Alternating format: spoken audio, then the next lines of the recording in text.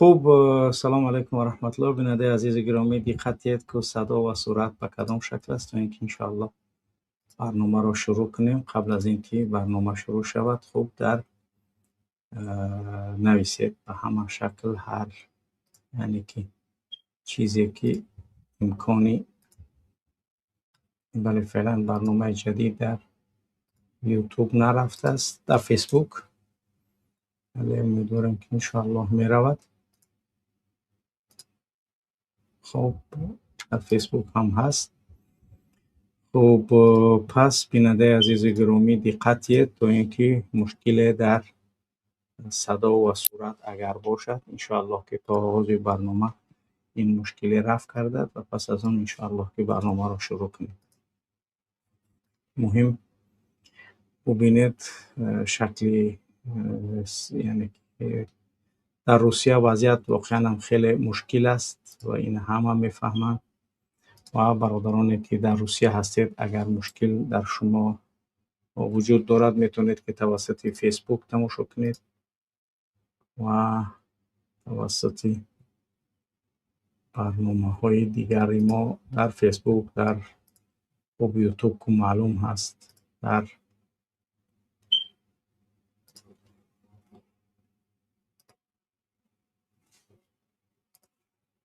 بله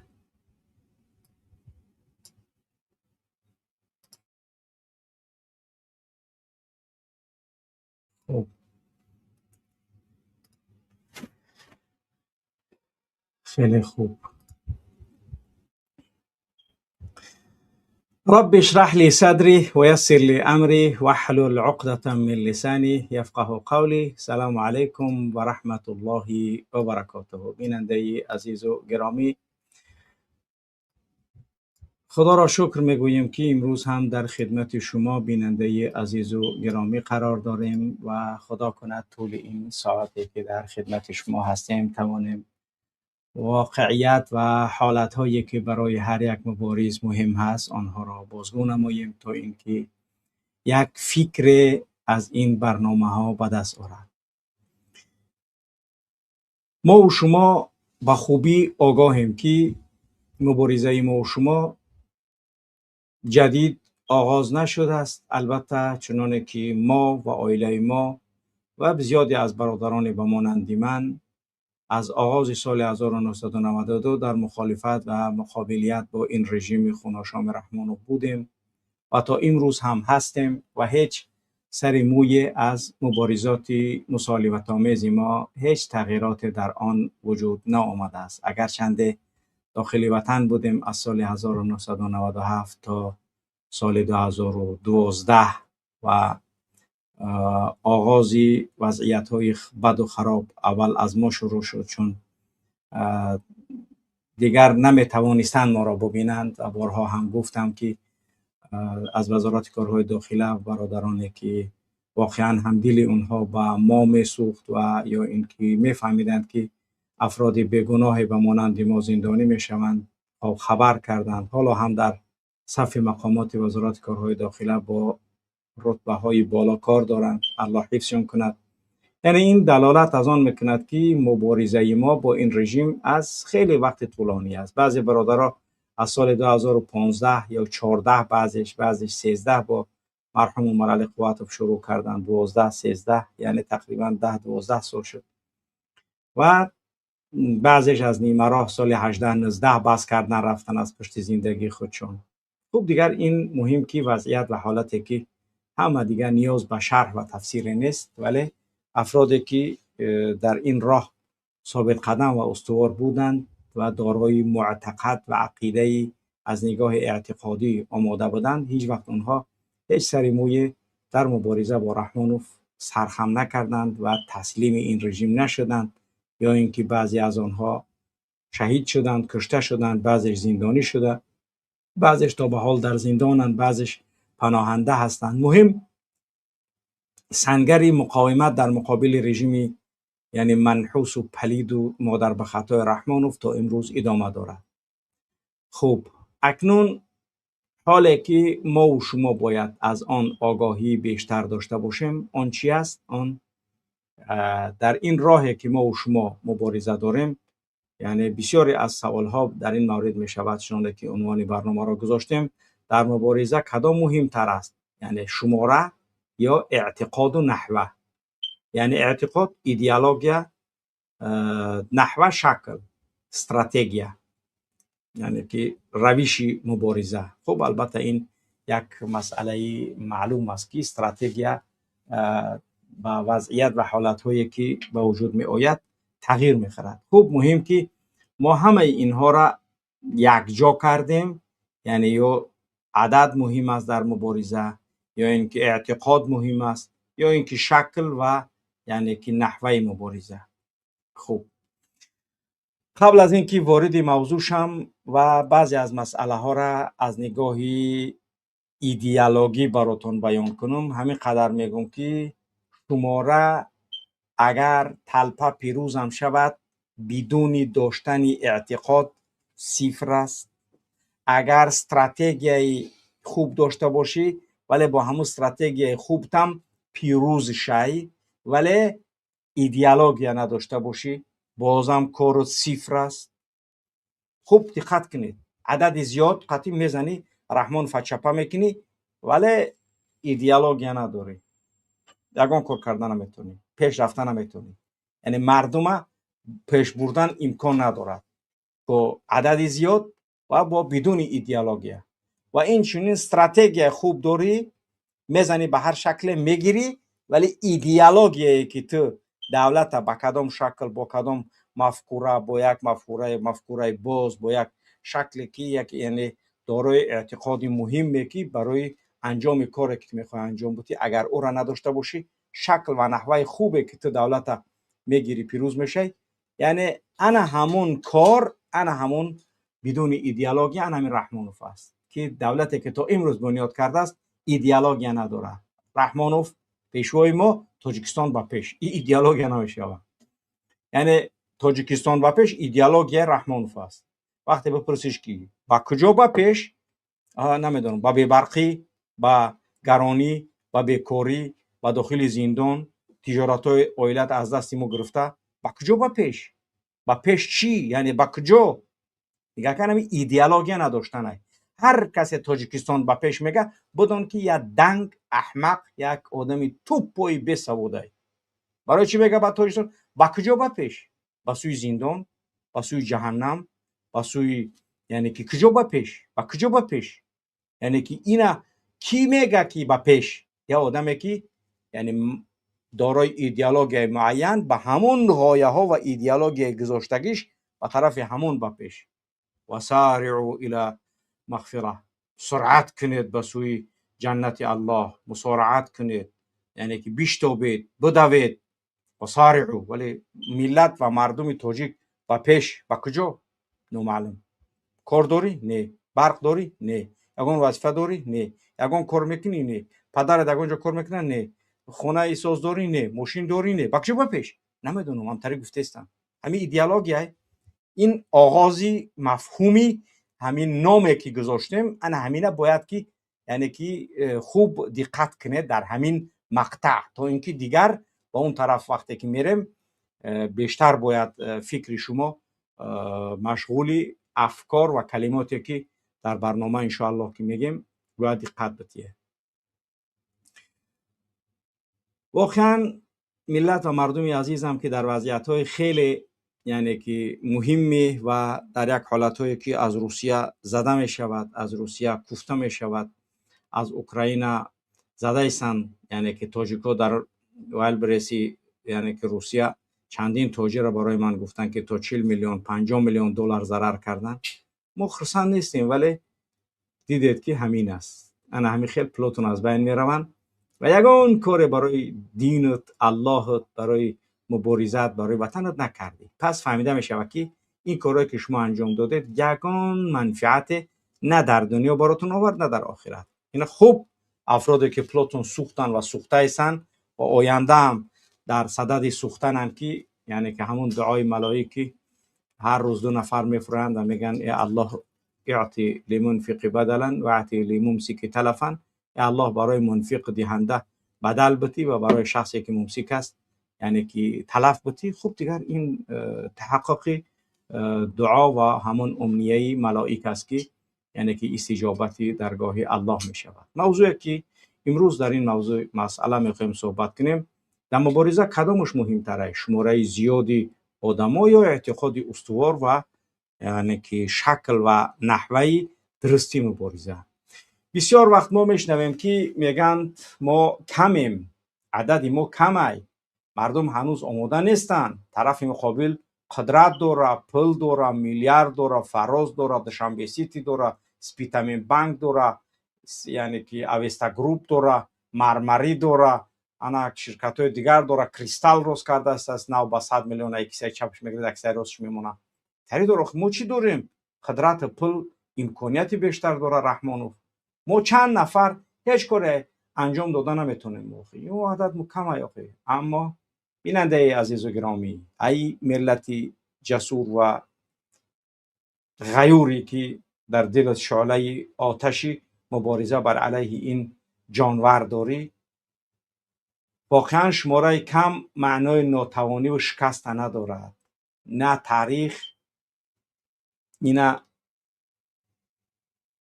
بارها اثبات کردگیه، یعنی که اثباتی کامل کردگیه که آغازی هر تغییرات بزرگ از یک گروه خرد شروع می شود، ولی یعنی که مردمی که آگاهند و استوارند در عقیدهشون، نه اینکه برای هدف کاری آمده است تا اینکه یعنی که محمد اقبال قرغن تپه باید ما خطیش باشم که قرغنه، این نمیشود. این مبارزه نیست. فلانی فلان جای باید ما قطیش باشم، این طریق گپ نیست. هدف تو باید وطنت باشد، هدف تو باید پیروزی، یعنی که وطن تا پیروزمند وارد وطنت شدند است، یعنی که باید هدفمند مبارز باشد. شماره زیاد همیشه قدرت نیست. هیچ وقت شما فکر نکنید که عدد زیاد دلالت بر قدرت میکنه. شماره زیادی آدمان میتونند در ظاهر نیروی بزرگ وانمود شوند، اما اگر یعنی این مردم هدف روشن، راهبری سالم، انتظام و اعتقادی استوار نداشته باشند، انا همون جمعیت و انا همون انبوه بزرگ آدمانی که میبینید تست پراکنده میشوند. چرا؟ چون معتقدانه مبارزه نمیبرند. انا ما عدد زیادی که میبینید، هزاران نفری که از هر یک به سمت دیگر، از هر یک سو به یک طرف دیگر حرکت میکنن، شاید از 10 نفر که یعنی که با هدف و با یک برنامه مشخص کار میکنن ضعیفترن، یا انبوه مردم میوین، ولی 10 نفر ایستادگی است. من فلان کار میکنم، تو فلان کار میکنی، تو فلان کار میکنی، هدفمند یعنی معین، یعنی به مانند که انگشت میگوی من این دست که خم کردم تو هم خم شه. ولی وقتی که 5 پنجه در حالتی که یگان خیل یعنی که فکر نداره که اول من این پنجه ما خم کنم بعد این پنجه باید خم شود، یا که اول ایش کردم بعد ایش باید خم شود، در این حالت یعنی که میگه خم شه همش خم میشه. امکانی یعنی اون یعنی که هدف معین ده هدفمندانه کاری انجام دادن نمیتونه شود. ولی وقتی که با مقصد معین 10 نفر یک کار میخواد بکنه، 100 نفر تلپه اومده است، او ممکن با تلپه بیان بزن، ولی این 10 نفر وقتی در مقابل 100 نفر میبرن، اینا با هدف و نحوه و شیوه میبروین.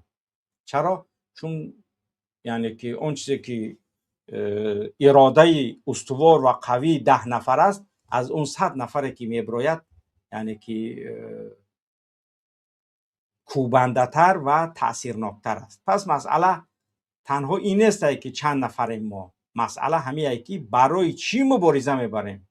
من برای چی در مقابل این رژیم قرار دارم، به هدف خود تا چه اندازه باور دارم.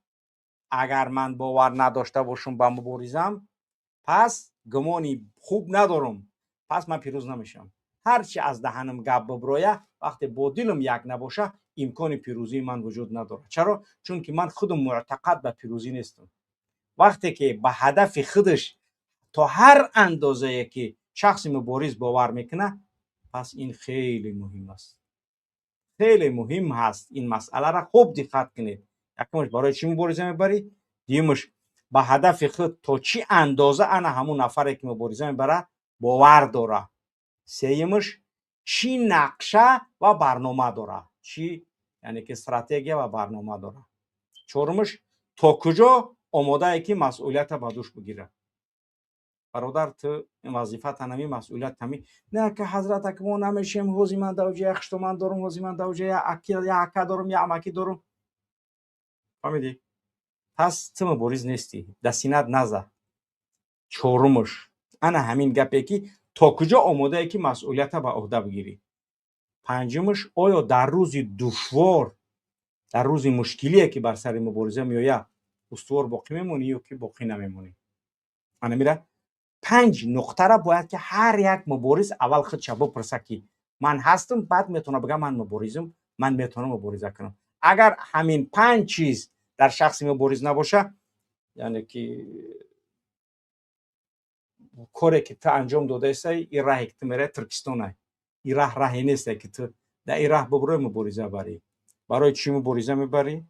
به هدف خودش تو چی اندازه شخصی که مبارزه میبره باور داره، چی نقشه و برنامه داره، تا کجا آماده ایم که مسئولیتی که به عهدت میگذارن همون را به دوش بگیری. آیا در روز مشکلاتی که در مبارزه میآید همون وقت هم تو استوار هستی در مبارزه یا که استوار نیستی؟ پس انا همون گروه خرد میتواند آغاز یک حرکت بزرگ باشد. هر اندیشه بزرگ در آغاز طرفدارای زیاد داره، درست نداره؟ هر مبارزه که سر میشه و او طرفدار زیاد داره. میتونی بگویی ها اونی برای که نو برآمده است. چی طرفدار داره؟ او نو برآمده است.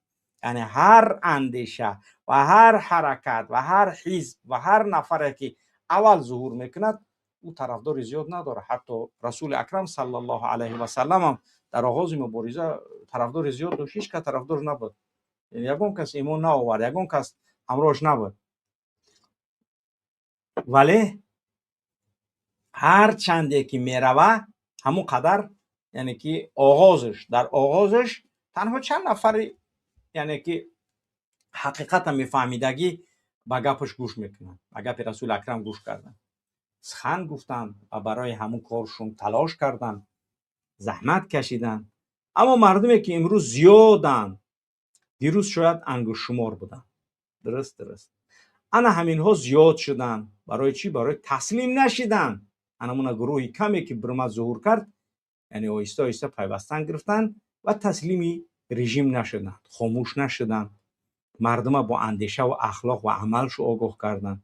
وقتی میگردم میگم که آدمای رحمان رو حقارت میکنه، شما دشنام نکنی، شما تاخیر نکنی، شما یعنی که کار نکنی، میگه چه خیلی خوب. تو باید با اخلاقت نشان بدی که تو یعنی که پیرو پیشو نیستی. که پیرو پیشو نباشی، رنگ پیامبرت و انک لخلق عظیم، تو دارای خلق نکو باشی.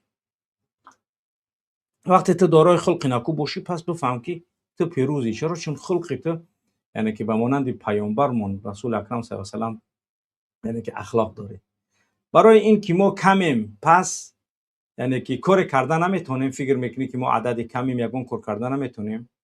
بیننده عزیز و گرامی، ملت عزیزم، خواهر و مادر گرامی، هم بدن عیب نیست، به اندیشه بدن، به هدف بدن عیبه.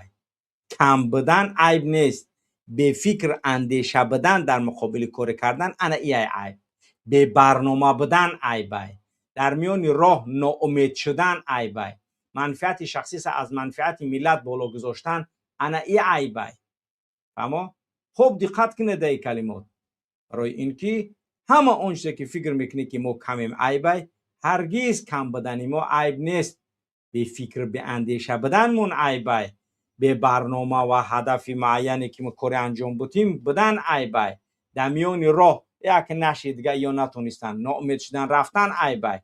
منفعت شخصی ما بالا دونستن از منفعت ملت، مردم و دولتم انا ای عیب.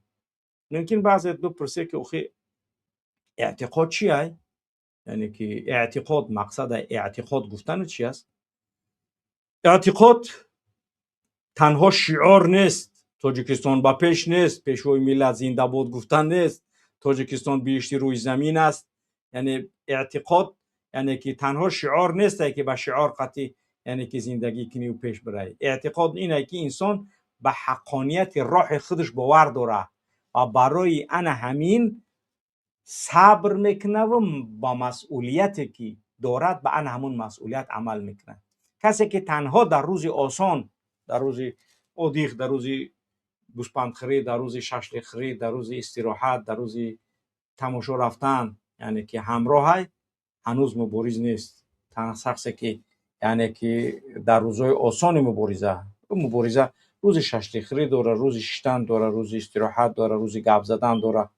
در مبارزه را انا همیش گفته گپا او در وقت جنگ پرزیدنتش گفتن ای جایی گفتست ای به شورای خوجندی را قپیدن گفته که نفهمن چی میگن اگر که ایسی بگم بکشنم ایسی بگم مهمتریه پرابلمه چی گفتست ای کلوبا حیطش برای چی؟ برای که نمیفهمه که منطقه کجایی چی کجایی. وقتی که یک آدمی که نمیفهمی گپا که ایجاش دگی جایی ایجاش دگی جایی در مشکلات پرابلم وزمی میزنی. به همون خاطر هیچ وقت در روزهای آسانی شخصی که در مبارزه در بر مبارزه اون نمیتونه بگه که من مبارزم، یعنی که مبارزی واقعی نمیتونه او باشه.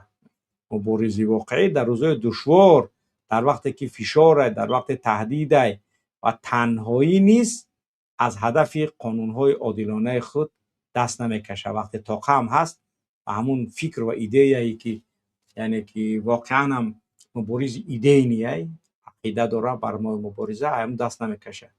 اعتقاد باید با دانش، باید با یعنی که خرد ازلی خیلی پیشو میگه همراه باشه. احساس قوی یا آدم باید احساساتی با قوت داشته باشه. یعنی که ولی احساس قوی به برنامه میتونه که انسان به اشتباه بره. یا آدم احساساتی وزمین داره، ما باید رحمان خود چپا کنیم، ما باید یکون کار کنیم، گپای میگه که او کلمه در مبارزه ضرر داره. بارها تکرار میکنم برادرای گرامی، اعتقاد قویه که تو و احساسات داده میشه ولی برنامه نداری، این ضرر میرسونه در مبارزه. تو باید احساس قوی در مقابل رحمان داشته باشی، ولی اون احساس تا در نزد عمومی به شکل وانمود نکنی که در اونها، چون که آدم وقتی که غضبش کرد دیگه دچی که عقل از انسان میبره و دچی که یعنی که همون خشم و غضب به گران میشوه. وقتی که دچی که عقل مرد بعد دیگه دچی که یعنی که همون هر چی که ایدن درآمد گفتن میگیره دیگه. این برعکس یعنی که ضرر داره در مبارزه، فایده نداره. احساسی که قوی داری ولی به برنامه، این اشتباهی بزرگه که بارها برادران مبارزه میگیم. برای همین است که تنها اعتقادی داشتن یعنی که به نحوه و شیوه درست هم یعنی که ضرور نیست. چرا بعضی آدم بعضی یعنی که عقیده اعتقاد دارد ولی نمیتوند که او را رسپلگت کند یا اینکه او را عملی بسازد. پس عملی ساختن عقیده و اعتقاد با شیوه و نحوه کار می شود. و نحوه درستی مبارزه یعنی طرز عمل، راه و اصول، یعنی که برنامه رسیدن به هدف باید مشخص باشد تا اینکه کار انجام بدیم. و او برنامه، بعضی برنامه‌های هستن که در مبارزه اون آشکارا برای رحمان آشکار کرده نمیشه که برنامه مو فلانه. بعضی وقتا خطه خمسیناتی یعنی که خمینی را میخوندیم ما میخندیدیم، جوان بودیم. خطه بود، خطه یعنی نقشه 50 خمسینات 50 سال بعد ما کار انجام بدیم. ما میخندیم میگفتیم که یو میگن ارگب نیکی واقعا هم وقتی که برنامه 50 بود که باید لبنان در اختیار ما باشه، سوریه در اختیار ما باشه، یمن در اختیار ما باشه.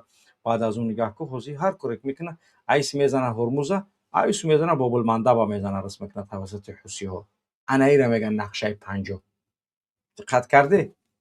نقشه 50 که گفتن نمیدونم نقشه 50 میگن. عربا یگان نقشه نداشتن، نقشه فقط زنگیری، گرم، پول کار کردن اینا می داشتن. امروز به این راه آدم پرابلم شده.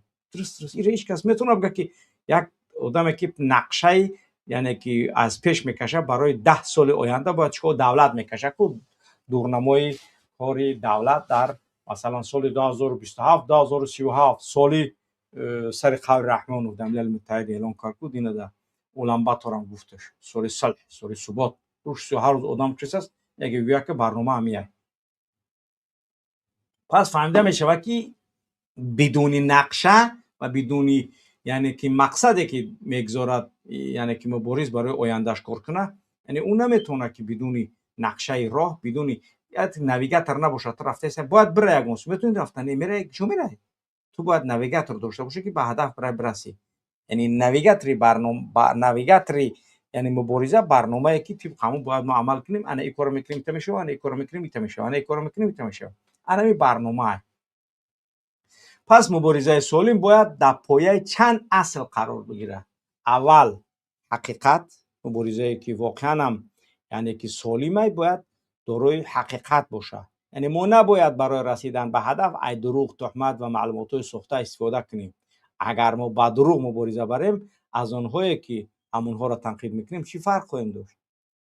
درست؟ یعنی ما حقیقت داشته باشیم. هر چیزی که میگیم مقامات رحمان و دزده باید خودمون دزد نباشیم، میگیم مقامات رحمان و ظالمه باید خودمون ظالم نباشیم، میگیم مقامات رحمان و فلان، ما باید که از اونها فرق کننده. وقتی میبینیم که مقامات رحمان و دروغ میگن، حقارت میکنن، باید حقارت نکنیم. یعنی ما باید فرقیت کامل و حقیقت کامل برای ملت و مردمون همچون الگو باشه. دوم یعنی که چی میگن وعی، یعنی آگاهی کامل داشته باشیم. یعنی مردم باید بدونه که مشکل در کجای، سبب اینمی چی است و راه حلش کدام است. تنها تنقید کردن یعنی که کافی نیست، باید یک الटरनेटिव و پیشنهادی که برای مبارزه آینده برایم داشته باشیم.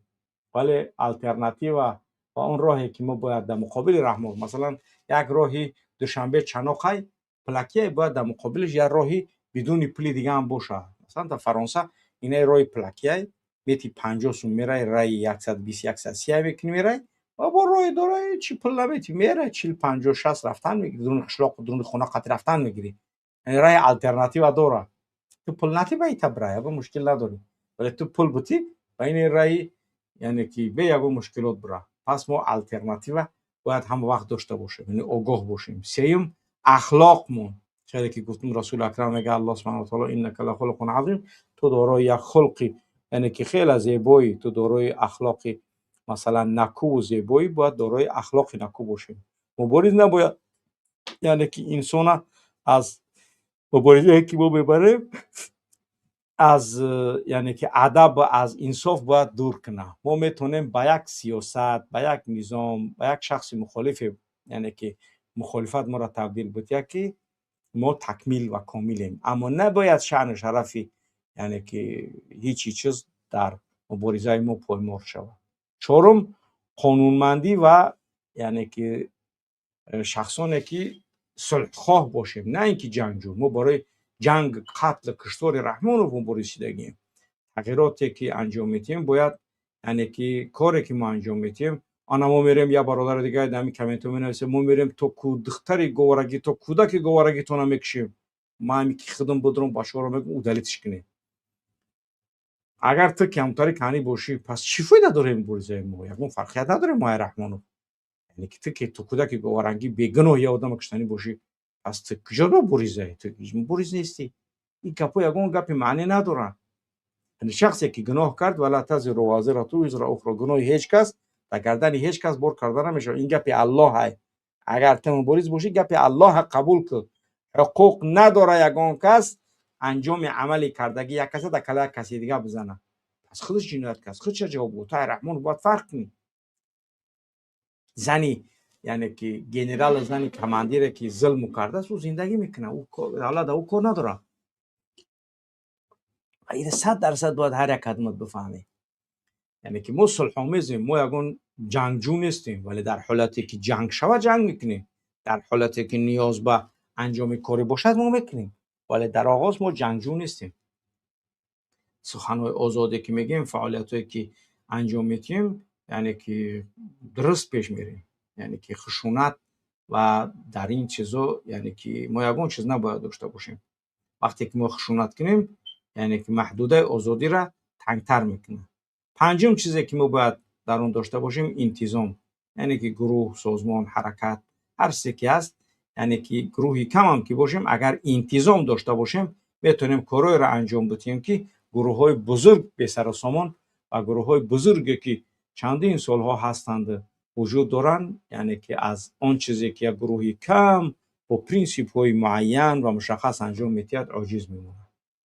خب امیدوارم که این یعنی که چیزایی که ما بیان کردیم 5 تا اگر در مبارزه وجود داشته باشد، پس کاملا یعنی که ما یک مبارزه سالم و درست یعنی که انجام میدیم. یکمش گفتیم عقل، دومش گفتیم آگاهی، سومش گفتیم اخلاق، چهارمش گفتیم قانونمندی و یعنی که غیر خشونت‌زا بودن، پنجمش گفتیم انتظام، دیسیپلین.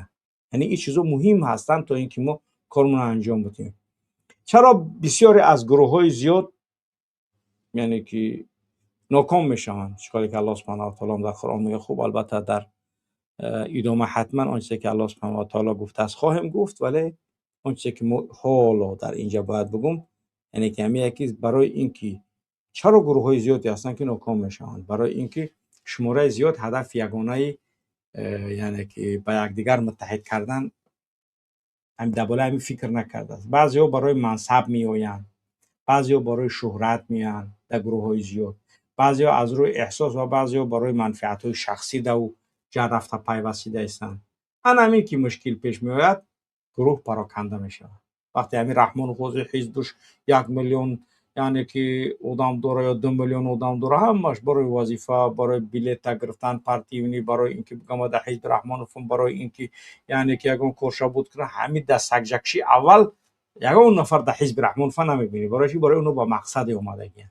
اما گروهی کم که اعضای همو میداند که برای چی مبارزه میبرد، وظیفه خودش میشناسه و به همدیگر اعتماد و باوری دارند که میتوانند سالها در یک عقیده و در یک راه استوار بمانند.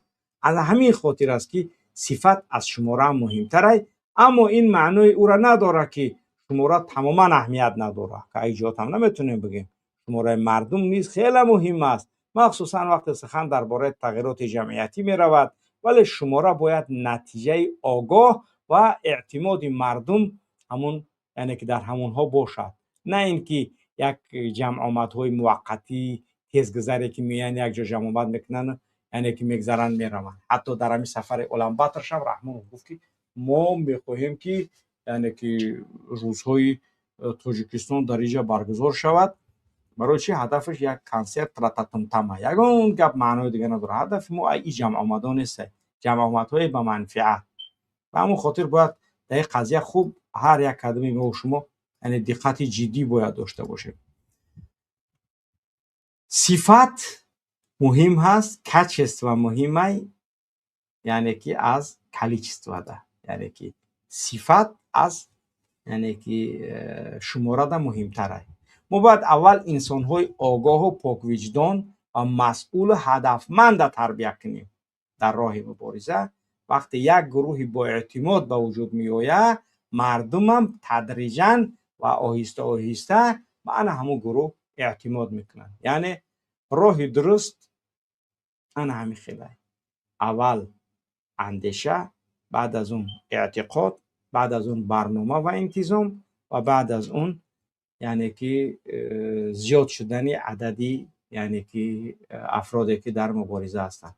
اگر ما تنها از پس زیاد کردن سرشمار شیم ولی با تربیه و دانش و مسئولیتی هم تماما اهمیت ندیم، جمعیت در اولین امتحان یعنی ما و شما را هم جمعیتی که ما جمع میکنیم از ما بین میروند و از نابود میشوند. همون خاطر باید در مسئله کچ و کلیچ استفاده بیشتر اهمیت بدیم. با آنهایی که میگن که ما کمیم، همه وقتی گپ بزنن حضرت ما کمیم، رحمان و سمالیات داره، ورتالیات داره، وزیر دفاع داره، چند تا گنرال سازی به دست داره، ما کمیم.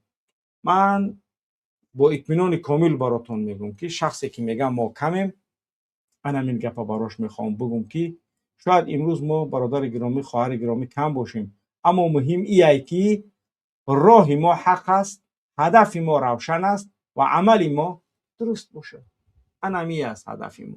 وقتی که میگیم ما کم باشیم، بله امروز ما عدد ما ممکن کم باشد، اما مهم اینه که راه ما حقه، هدف ما روشنه و عمل ما که انجام میدیم در مقابل رحمانوف یعنی که چی است درسته. تمام دیگه. اگه یگون شک داری که رحمانوف یعنی میدونی که یعنی که حق نیست، هدفی که داره آشکار نیست، برای پنهان میکنه میدزده و عملای میکنه درست نیست، پس ما در همین در مقابل رحمان یعنی که مستحق تریم و در همین رحمان روانیم. یک شخص آگاه و فهمیده میتونه که یک خانواده را بیدار کنه. یک آدم میتونه که یعنی که خانواده‌اش آگاه کنه و یعنی که بفهمونه. یک یعنی که خاندانی را میتونیم که میتونه یک محله را بیدار کنه. یک گروه خرد میتونه یک جامعه را به فکر کردن وادار کنه. خوب دقت کنید. یک آدم در خونش میتونه چیکار کنه؟ خانواده‌اش آگاه کنه. یک عائله در یک جامعه در یک قشلاق میتونه که تمام دیه را یعنی که آگاه کنه. یک آدم دیگه میتونه که با بیشتر گپ زنه و تمام جمهوری آگاه شود. درست یک گروه خرد میتونه تمام جامعه را یعنی که به یک هدف و برای کار انجام بده و یک اندیشه درست میتونه که سرنوشت یک ملت تغییر بده. پس کم نبودن یعنی که افرادی که همین کارهایی که من میگم انجام دادن. پس کم بودن نباید سبب ترس و ناامیدی یعنی که حرکت ها و گروه ها شود. برعکس باید سبب آموزش و ترتیب و هماهنگی و مسئولیتی بیشتری هر یکی مبارز شود. در مبارزه شماره اهمیت دارد. ما نمیگیم که یعنی که شماره را به اهمیت است، اما شماره اولین و مهمترین چیز نیست. کلیچstvo مهم هست ولی نه اینکه مهم کلی زیاد که باشه تمام دیگه تو بریدگی تری گپ نیست. شماره زیادی به اعتقاد یک تلپای، شماره زیادی که ایدئولوژی نداره یک تلپای، یک تلپای هست که یعنی که معین دیگه. و اما اعتقادی که دانش ندارد یک احساساتی که یعنی که اداره نمیتونیش کرده، اداره نشونده. یعنی شماره زیادی به اعتقاد تلپای، عدد زیادی مردمی که ایدئولوژی مبارزه نداره و یک تلپای به فایده. اگر اون استادیوم میدونن کو اجازه میره اگر اون تلپای به یگون مقصد درست. اما اعتقادی که یعنی که بدانشه یک احساسی که ادارهش کرده نمیتونه و او یگون منفعت هم از اون نداره. اما دانشی به عمل سخنی به نتیجه یگون نتیجه نداره. اما اعتقاد، دانش، اخلاق، انتظام و نحوه درست همش اگر یک جا که باشه حتی در دست گروهی کم هم که باشد میتواند آغاز تغییرات بزرگ در وطن و در کشور ما عملی بسازد. پس سوال اساسی نباید تنها انمی باشه که ما چند نفریم عدد ما کمه. و سوال اساسی در نزد هر یک آدمی ما و شما چی باشد؟ ما کی هستیم یا ما کیم؟ ما با چی باور داریم؟ چی برنامه داریم و برای هدف خود چگونه عمل میکنیم؟ همین کارهایی که باید ما و شما انجام بدیم. پس شماره یعنی که بعد از همین گپایی که ما میگم یعنی که زیاد میشود و بعد از اینها شماره یعنی که در جای دوم میسته. مهم انمیه که پایه از اول مستحکم باشه. خوب، هموطنی عزیز و گرامی هم واقعا هم باید در هر یک نقاطی که در برنامه گفتیم دقتی جدی بتید تا اینکه بتونیم برای پیروز شدن و موفق شدن به یعنی که رسیدن به هدف اساسیمون ما و شما چیکار کنیم به مراد و مقصودمون برسیم. در مبارزه کدامش مهمتر بوده است؟ پس شماره زیادی مردم یا اعتقاد استوار و نحوه درست؟ خودتون بسین فکر کنید. نظر خودت میتونید در شرح بنویسید، میتونید در پیش خودت سوال کنی، میتونید که یعنی که در پیش داشته باشی و فکر کنی و اون گپایی که میگند پس از اونها چیکار کن یعنی که تا فریبت نکنه. اکنون الله سبحانه و تعالی در این قضیه برای ما و شما چی گفته است؟ برای گروه های کم اعوذ بالله من الشیطان الرجیم كم من فئة قلیلة غلبت فئة كثيرة بإذن الله والله مع الصابرین. چی بسیار گروه های کم و کوچک بودند که با اجازت الله با گروه هایی که بسیار بودند پیروز شدند و الله با صبر کننده ها هست. كم من فئة قلیلة غلبت فئة كثيرة بإذن الله والله مع الصابرین. این سخن الله سبحانه و تعالی است که در سوره بقره میتونید پیداش کنید و میتونید که دقت کنید، میتونید تفسیر بخونید تا اینکه بیشتر آگاه شید. این یعنی که یک چیزی است که روشن کرده است از برای ما را که معیار پیروزی تنها زیادی شماره و عدد نیست. گروه های کم هستند اگر ایمان و صبر استواری داشته باشند میتونن گروه های زیاد قوی تر باشند، میتونن کارهای زیادی انجام بدن. بازم الله سبحانه و تعالی در قرآن کریم میفرماید در سوره یعنی که آل عمران است، الله سبحانه و تعالی میفرماید اعوذ بالله من الشیطان الرجیم الذين قال لهم الناس ان الناس قد جمعوا لكم فاخشوهم فزادهم ایمانا وقالوا حسبنا الله ونعم الوکیل. الله اکبر. انا این آیت مصداق اساسی هر یک مبارزه است.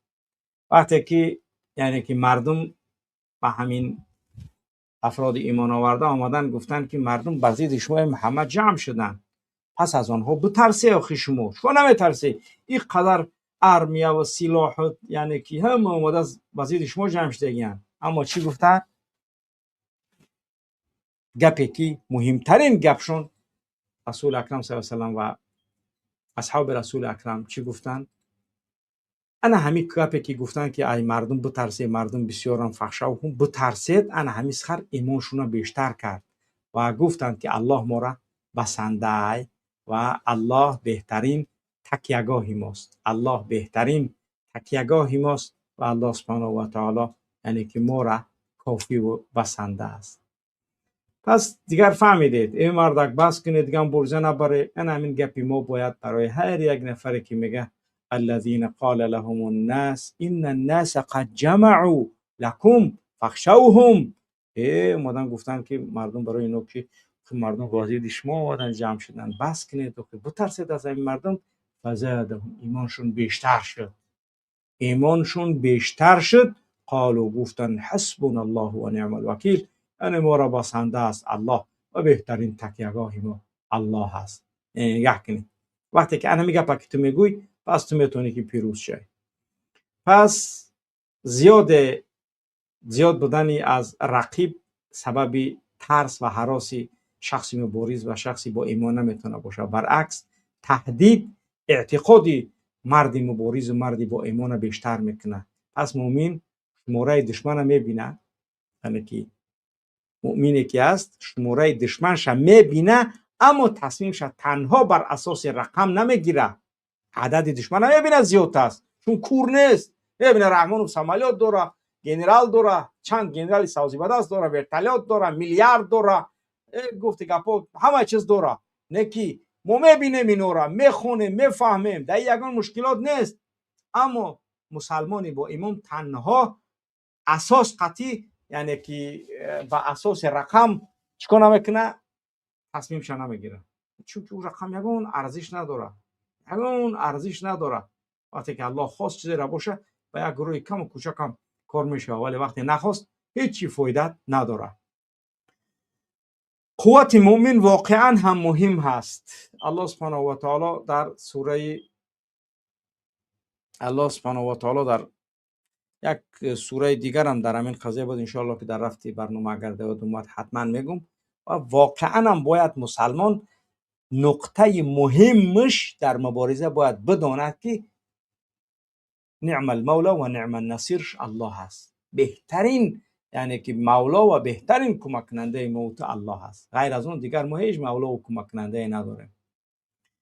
رسول اکرم صلی الله علیه و سلم میفرماید که المؤمن القوی خیر و احب الی الله من مؤمن الضعیف و فی کل خیر احرص على ما ينفعك واستعن بالله لا تعجز. این مسئله مهم است که اگر انسان یستعن بالله ولا تعجز هیچ وقت یعنی که عاجز نمیمونه. یعنی مؤمن قوی نزد الله سبحانه و تعالی بهتره و محبوبتره از مؤمن ضعیف کرده، گرچنده که در هر دو خیر هست، هم در مؤمن ضعیف هم در مؤمن قوی، در هر دوش خیر میگه. با اون چیزی که برای تو سودمند فایده آورنده تلاش بکن، از الله یاری بخواه و یعنی که ناتوانی تا نشان نده. اگر تو ناتوان باشی ناتوانی تا نشان نده، یعنی که احرص علی ما ينفعك، یعنی که حریص باش با اون چیزی که تو نفعت میرسونه. واستعن بالله، از الله کمک طلب کن. ولا تعجز، هیچ وقت عاجز یعنی که خود عاجز نشون نده، یعنی که تو باید حتما از الله بخواهی و نتوانی تا تنها نزد الله بگوی. یعنی هدف از این چیه؟ قوت. در اینجا میتواند قوت ایمان، قوت اراده، قوت دانش و صبر و عمل نیز در بر میتونه بگیره در همین سخن رسول اکرم صلی الله علیه و آله. یعنی یک انسان که قوی اراده دارد، یک انسانی که با اراده قوی هست و با اعتقاد از 10 نفر به اراده تاثیر بخشتر بوده میتواند. پس باید ما و شما یعنی که خوب همیشه و همیشه چی با دقت باشیم. چون که رسول اکرم در حدیث دیگر میفرماید لا تزال طائفه من امتی ظاهرین علی الحق لا یضرهم من خالفهم حتی یأتی امر الله. الله اکبر. رسول اکرم صلی الله علیه و آله برای ما میگه همیشه گروه از امت من بر حق آشکار و استوار میمانند، مخالفت کسانی که با اینها مخالفت میکنند با آنها ضرر نمیرسانند. خوب دقت کن، اگر تو مبارزی خوب دقت کن. همیشه گروه از امت من بر حق آشکار و استوار میمانند. یعنی مخالفت کسانی که بر انا همینها مخالفت میکنند با همینها ضرر، مخالفت رحمان و ما ضرر نمیرسانند تا امر الله فرا برسه. تا وقت امر الله فرا نرسه مخالفت ما با رحمان و یگان ما را ضرر ما نمیرسانند. لا تزال طائفه من امتی ظاهرین علی الحق لا یضرهم من خالفهم. ضررشون نمیرسونه شخصی که مخالفت میکنه با اونها حتی یأتی الله، حتی یأتی امر الله، حتی یأتی امر الله. تا وقتی که امر الله نیاید هیچ ضرر ما رسونده نمیتونه. ما باید ایمان داریم لا یصیبنا الا ما كتب الله لنا هو مولانا وعلى الله فلیتوکل المؤمنون. یعنی که ما توکلمون به الله هست، هیچ وقت ترس و هراس از کسی و چیزی نداریم. یعنی پیامبر اکرم صلی الله علیه و آله نگفت که آنها حتما اکثریت میشوند، هیچ وقت نگفت. برای که الله در قرآن همه جا وقت گفته است اکثرهم لا یفهمون، اکثرهم لا یفقهون. یعنی که همه همونها را اکثرشون نمیفهمن، اکثرشون یعنی که عقل ندارن. همه میاره اکثرشون گفته است، هیچ وقت گروه اکثریت برتر و پیروز نگفته است. پس گروهی که فرمود رسول اکرم گروهی که بر حق باقی میماند، پس حق بودن با زیاد بودن برابر نیست. این چیزی است که یعنی که واقعا برای هر یک کسی که میگه ما کمیم، ما هیچ کنه نیستیم، رحمان و زیاده، ایره الله و پیامبر گفته است، اینا من نگفتم. میتونید که بدروید بخونید، بدروید بکوبید، بفهمید، سوال کنید، کسی را باور میکنه همون را. پس برادر و خواهر عزیز و گرامی هم قرآن نمیگه که پیروزی همیشه از آن گروهی سرشماره. برعکس میفرماید کم من فئة قلیلة غلبت فئة کثیرة باذن الله. این یک یعنی که چی بسا بسیار گروه های کمی که بر گروه های زیاد پیروز شده. این یک چیزی یعنی که مهم هست.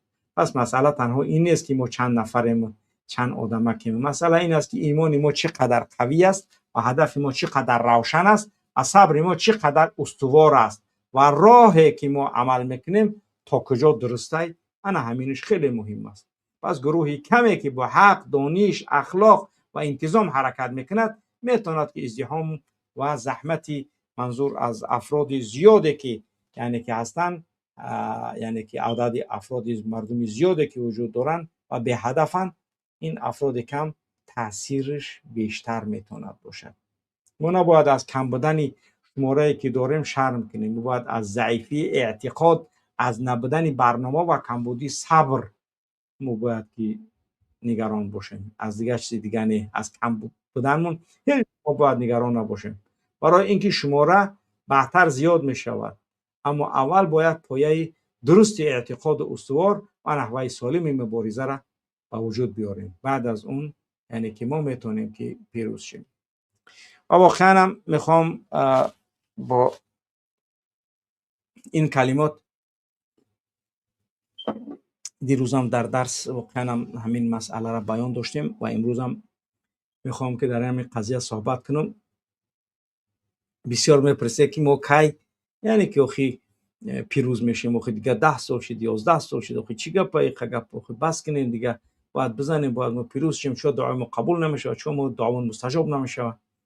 الله سبحانه و تعالی در قرآن کریم برای ما با وضوح میگه اعوذ بالله من الشیطان الرجیم إن الذين آمنوا والذين هاجروا وجاهدوا في سبيل الله أولئك يرجون رحمة الله والله غفور رحیم.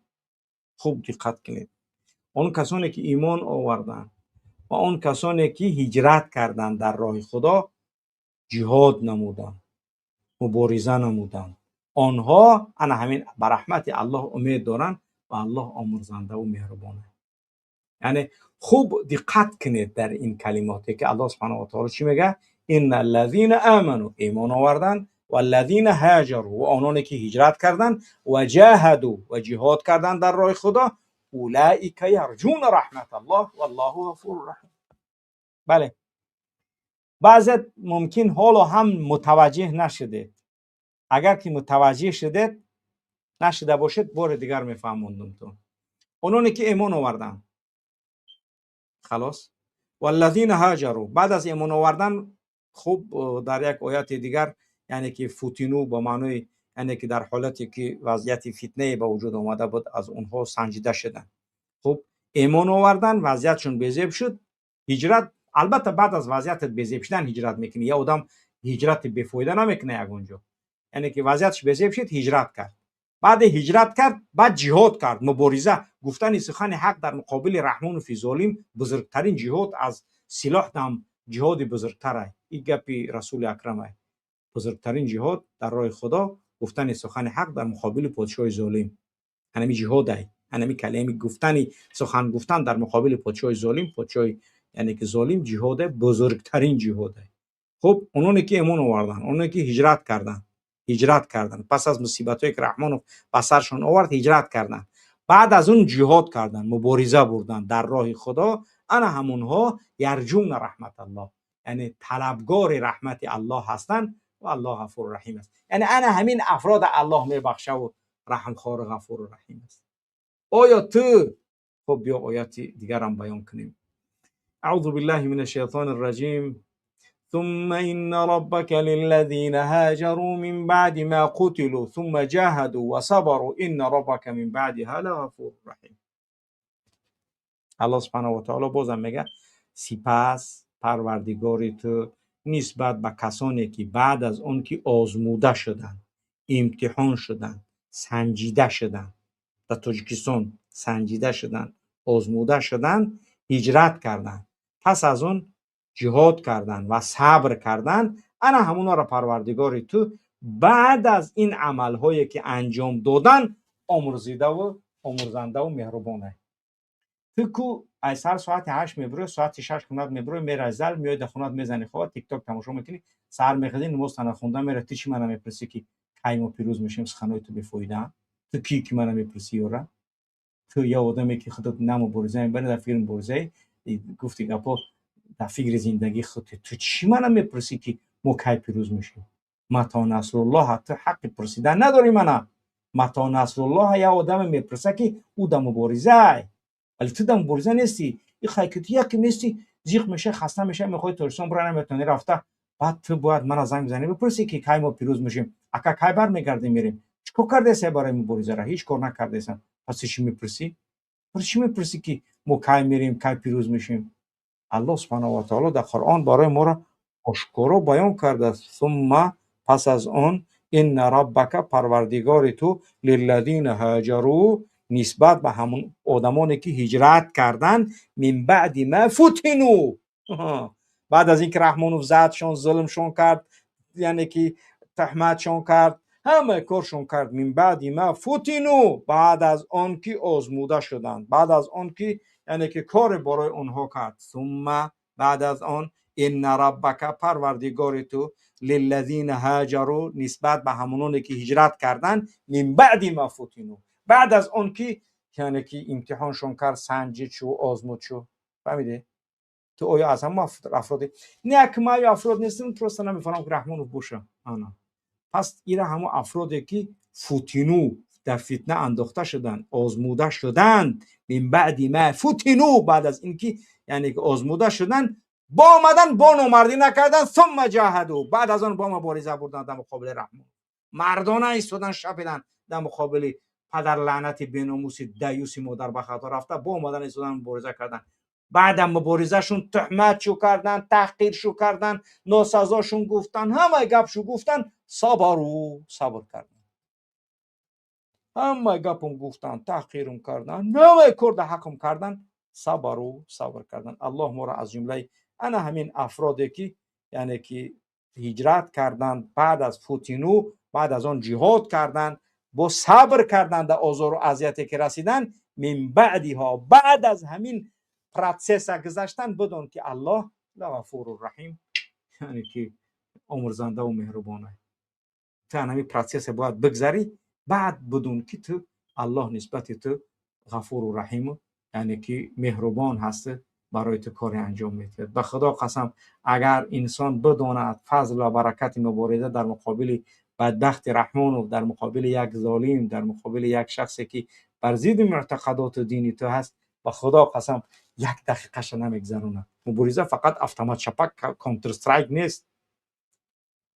مبارزه با پلت مبارزه میبری، با معلومات مبارزه میبری، با گپ زدنت مبارزه میبری، با تکمیل کردن مبارزه را مبارزه میبری. همه اینو مبارزه. یا آدم میره جنگ میکنه، یا آدم دیگه سلاحش میخره، یا آدم دیگه تیرش میخره، یا آدم دیگه لباسش میخره، یا آدم دیگه کسکش میخره، یا آدم دیگه دوربینش میخره، یا آدم دیگه خراکش میتیه که بروا. همون یک غازی را چند کس سرمایه گذاری میکنه، دو میره جنگ میکنه. همه میاد در همون جنگ شریک کنن. آدمایی که سرمایه گذاری کردن در سر همون جنگنده، کی فکر میکنه که آدم باید خودش برای جنگ کنه، خودش باید بخره؟ برای چی میگه جهاد کردن، مبارزه بردن با مال هاتون؟ یعنی همون پول که تو در مبارزه مونده، همون در مبارزه در جهاد، در اون جای دیگه نیست. فقط جهاد کانتر استرایک اتومات چپک نیست کی فکر داشته باشه که تو فقط اتومات چپک. بزرگترین مبارزه در راه الله گفتن سخن حق در مقابل پادشاه ظالمه. این من از که پیامبره. پس وقتی که موضوع برنامه را گذاشتیم و همونایی که سوال میکنن کی ما برمیگردیم، اونطوری که عدالجینی کردیست منو، تو من عدالجینی نکرد.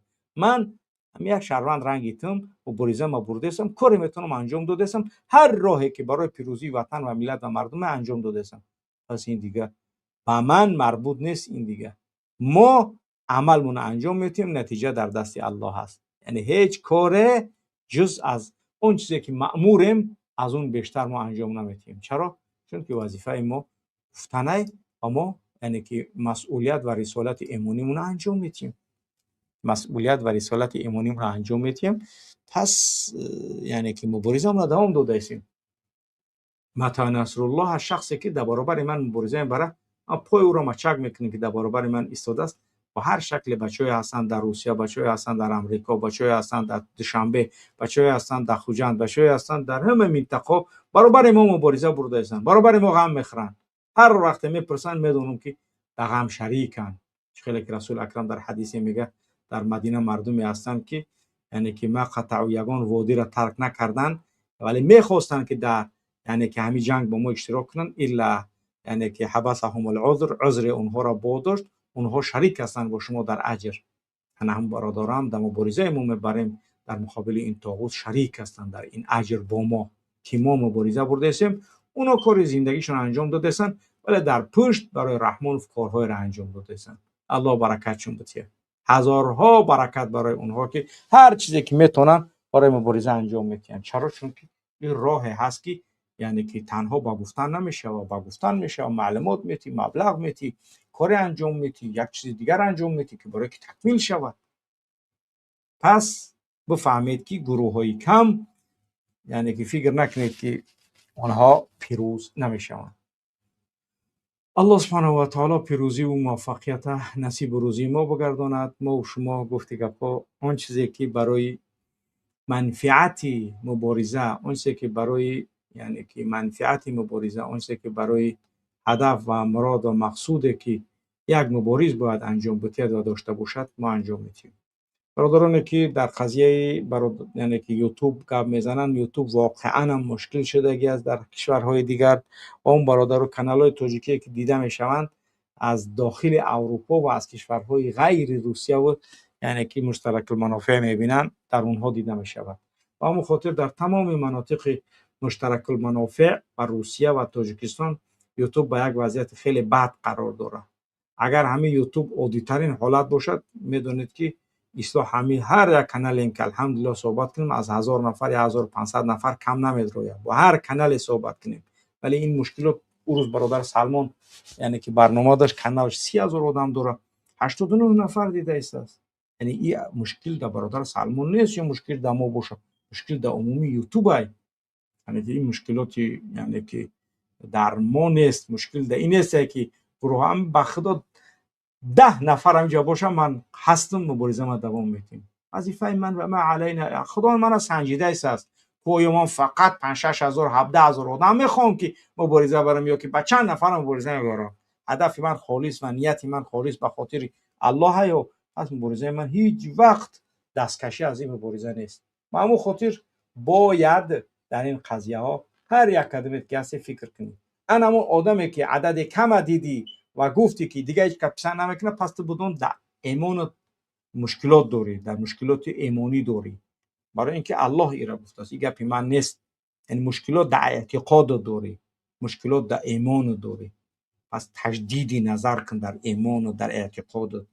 این مسئله نیست که یعنی که ما هدفمون برای عدد زیاد ما همین عدد کم کاری که انجام میتیم برنامه‌ای که باید داشته باشیم برنامه خودمون داریم، عملی کردن عمل هامون کارمون انجام دادیم و ان شاء الله که پیروزی متى نصر الله الا ان نصر الله قریب، نصر الله نزدیک است ان شاء الله.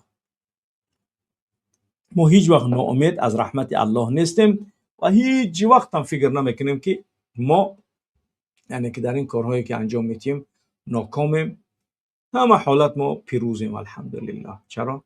چون که وظیفه ما گفتن و رسانندن و ابلاغ رسالت آنچه که از طرف رسول اکرم یعنی که به ما رسید و ما همچون مبلغ آنچه که اون رسول اکرم صلی الله علیه و سلم گفت و کرد ما ادامه دهنده کار اونیم و هر کسی را که نمیخواهد موتوا بغیظکم ما کار نداریم. ولی وظیفه و هدف ما مبارزه بردن در مقابل رژیم منحوس و ظالم و پلید رحمان و فضل.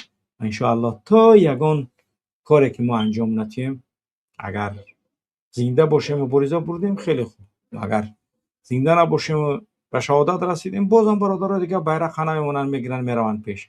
این راه هیچ وقت خالی نخواهد موند ان شاء الله. خب همه آنچه که ما و شما میدونیم، همه آنچه که ما و شما دیده ایستادیم میدونید که وضعیت و حالت در کدام وضعیت و حالت در تاجیکستان وطنمان قرار دارد. پس اینها همش نمونه هایی هستند که باید هر یک شهروند این کشور یعنی که با دقت جدی و با دقت تمام کاری که باید در مقابل این رژیم انجام بتید یعنی سزنت نفهمیده انجام بتید. خوب قسمت آغازی برنامه‌مون به پایان رسید، آنچه که زیرش نامی که گذاشته بودیم و قسمت دومی برنامه‌مون عبارت است از چی؟ از سفر امام علی رحمانو به یعنی که مغولستان پیشکش تبارش رفت. واقعا هم دیروز 1 ساعت وقت ما مصرف کردم، وقتی خراخری بود همیشه خبرهای عربی و خبرهای دیگه تماشا میکردم ولی همین فقط رحمان فهموندم تماشا کردم، هر یک نقطه گپوش هم گرفتم یعنی که تو این که در یادم همش الحمدلله نقش بست. 11 سنده که امضا کردن در سفر منگولیا دیدیم که یکی از چیزای واقعا هم خیلی عجیب و جالبه در این سفر دیدم که در دیگر سفرهاش من همون را ندیده بودم. یعنی سفر رحمان و یعنی که چی نام داره با منگولیا یکی از سفرهای عجیب بود که واقعا برای من خیلی جالب بود. یعنی که من دقت جدی به همش 11 تا سندهای همکاری میان مغولستان و تاجیکستان امضا شد و پرزیدنتی یعنی که دولت منگولیا یعنی که اوخانگین خلیلسوخ 14 ایون سال 1968 تولد شدگی 58 ساله 25 ایون سال 2021 به پرزیدنتی رسیدگی 25 ایون سال 2021 پرزیدنت شد و در مغولستان پرزیدنتی یک بار 6 ساله های و یعنی که 5 سال یک ماه شد پرزیدنت تقریبا. امروز 5 سال یک ماه رو نشد که یعنی که پرزیدنت مغولستان پرزیدنت یعنی 11 ماه پس وظیفه‌ش هم میسپاره. میتونیم بگیم که این سال اخیران سال شد تا ماهی یعنی که تا انتخابات سال 2027 که ماه یون بازم یک نفر دیگر جوش میگیره و دیگه بار پرزیدنت نمیشود. دیدید که چه خیلی آرام است، برای اینکه دیگه میدونه که بعد از 11 ماه پرزیدنتی میره و باید یک کسی دیگه پرزیدنت شود و اونا باید ظلم کنه، ستم کنه، مردم مشکلات درست کنه. و اما خاطر یعنی که معلوم سال تولدش 1968 یعنی 58 ساله، 16 سال ای رحمانوف میده و در پیش رحمانوف لعنت کرده الله چندم پرزیدنت که مغولستان ایواز میشه و شرم کرده میره و میگه که مغولستان پیش خشوش دسته که مغولستان پیش خشوش دسته اهنه که تورستان مخشوش شود. 11 سند همکاری امضا کرد. پس از 11 امضای سندهای همکاری که میان تاجیکستان و مغولستان انجام شد و یگانه کاری که امضا نکرد سازشنامه امنیتی امضا نکرد که یگانه نفر که منگولیا گریخ رفت ایدای اولانباتر که بسپرانش مگرم پیش همو یعنی که ولیا بریم پیشی چنون داره پیشی همون مردک، چون که یگانه سفر رحمانوف که در این سفرش امضا نکرد ممراندوم امنیتی که یگان مغل یگان آدم گریخ رفت مغولستان خپا بسپرش گفته یعنی که ایرا یا پیشترک امضا کرده گیه بفیرون دیگه امضا نکرده این سفرش یعنی که ممراندوم امنیتی امضا نشد. دیگه همه ممراندوم را ممراندوم پیر یخ، ممراندوم عزیز مو، ممراندوم یعنی که نمیدونم همه چیز امضا کردن گرفت. 11 ممراندوم سازشنامه امضا کرد ولی ممراندوم امنیتی امضا نکرد. خوب دیگر همین. خوب واقعا هم یک دهشت از وقت رحمان فهر یک عمل کرده کروش هم میبینی دیگه نمیدونه که یعنی که بدبخت چی بگوی. چرا؟ چون دیگر قضیهش معینه، یعنی که کار کرده عمل کردش همیشه معینه و در یعنی که وضعیت و حالت هایی که عمل انجام میتید رحمانوف کارش و عمل کردش امکانی یعنی که عمل های دخورگی در عمل کردش وجود دارد. پس دیگر همین بود. یعنی البته در قضیه های دیگری که با ما رسیدگی ان انشاءالله که فردا سیمیکا نیوز 30 را فردا تماشا میکنه در نسبت برنامه هایی که بچه ها انجام دادن. الحمدلله بچه ها کارشون انجام داده ایستن. سیمیکا نیوز 30 را دو فردا میگذارنش انشاءالله. سیمیکا نیوز 30 فردا بچه ها میبینن و یعنی که الحمدلله نامه علاهیده 55 آماده شد تو یعنی که نامه علاهیده 55 سیمیکا نیوز 30 و همین خیلی انشاءالله که برنامه ادامه پیدا کردن میگیرن. خب برادرانی که کار خودشون انجام دادن در کمک هایی که انجام دادن بازم همون قرار داریم در 25 نفر در 100 نفره حالا هم هست، یکون تغییرات نشده است و دیگر نفر همون 19 نفر در چی شد در 105 یعنی که 5 گروه 150 نفره که 250 یورو یعنی که 19 نفر شد الحمدلله. و برادرانی که در پیپال کاری که میتونن انجام دادن انجام بتین، چون که ما باید برادرانی که کار کرده هستن توسط پیپال یعنی که معاششون رو توسط پیپال میگیرن، توسط پیپال کارتون انجام بتید تا اینکه بچه‌ای که معاششون نگرفتن انشاءالله که معاششون یک برادرمون معاش نگرفته است تمام 800 یورو معاشش موندگی همون برادر باید معاش بگیرد. تو به حال نه پرداخت نکردیم ولی کار الحمدلله رفته است. برادرایی که منتجنیک هستید و میتونید کاری را انجام بدید بازم تماس بگیرید، چون 2 نفر دیگر کار دیگر میگم نیاز داریم. یک برادر البته نوشتن ولی ما میخوایم که خب اول بسنجیم چند نفر، بعد از اون وقتی قبول کردیم بگیم قبول کردیم یک نفر 2 نفر همین شکل انشاءالله. خوب دیگر همه آنچه که انشاءالله تو این دقیقه در قضیه یعنی که برنامه و وضعیت های گوناگون عمومی بود الحمدلله بیان داشتیم. خوب دیگر همین بود انشاءالله. منگولیا مغولستان منگولیا یعنی که اولانباتور پایتختش پایتخت مغولستان منگولیا хештабори Чингизхон Рахмонов рафта буд Дина, олиам ҳамунҷае. бале,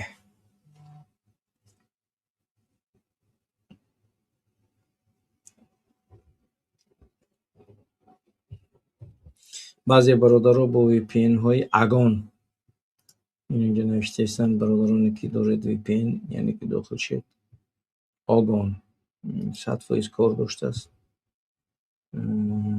бо VPN-ҳои хуб буд ки кор метавонанд агар VPN ки зананд, вале хуб бар мо ки феълан тамошо дорем, яъне ки бачаҳое ки феълан дохил шудагӣ ҳастанд ва дар барнома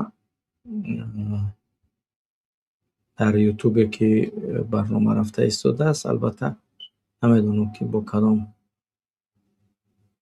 роҳҳо воқеан мушкил аст, яъне дар Русия дидани барномаҳо аз нигоҳи умумӣ.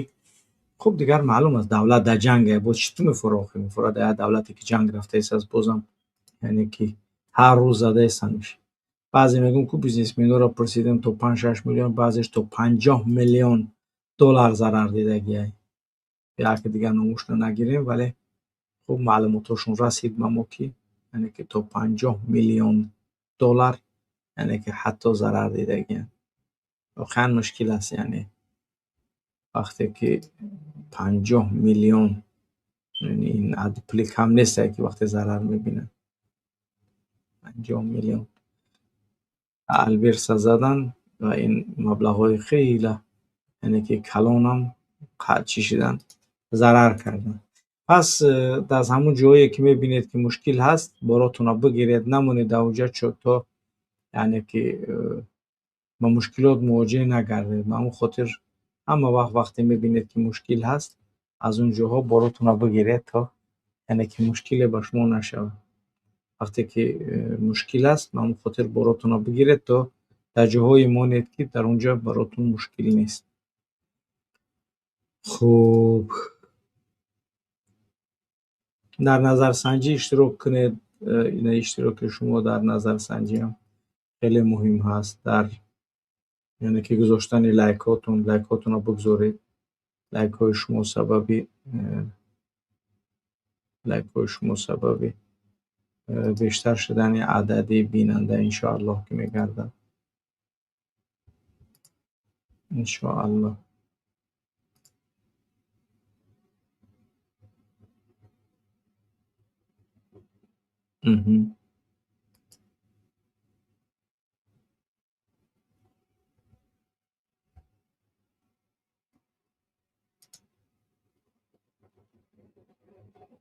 бале, хуб, умедворам ки иншоаллоҳ. бародарони гиромӣ, як эълони дигарам дорем. рӯзи барномаи ояндаи мо, яъне ки рӯзи ман чун сафар дорам, дигар наметавонам ки дар вақти сафарам барномаи минбар анҷом бишавад. рӯзи яъне ки 26 барнома намешавад ва рӯзи 29 барнома намешавад. мумкин аст иншоаллоҳ рӯзи дуюм шавад. агар рӯзи дуюм нашуд, рӯзи 5 август ҳатман мешавад. яъне агар ки рӯзи 1 август баргаштем, рӯзи 2 август барнома мешавад. вале агар ки то 2 август бармегардем иншоаллоҳ. агар дуюм баргаштем, пас яъне ки рӯзи 5 иншоаллоҳ 5 август барнома мешавад. агон як сафаре дорем ки иншоаллоҳ рӯзи сешанбе ва чоршанбе мулоқот дорем. ба ҳамон хотир бояд сафармонро анҷом бутем иншоаллоҳ.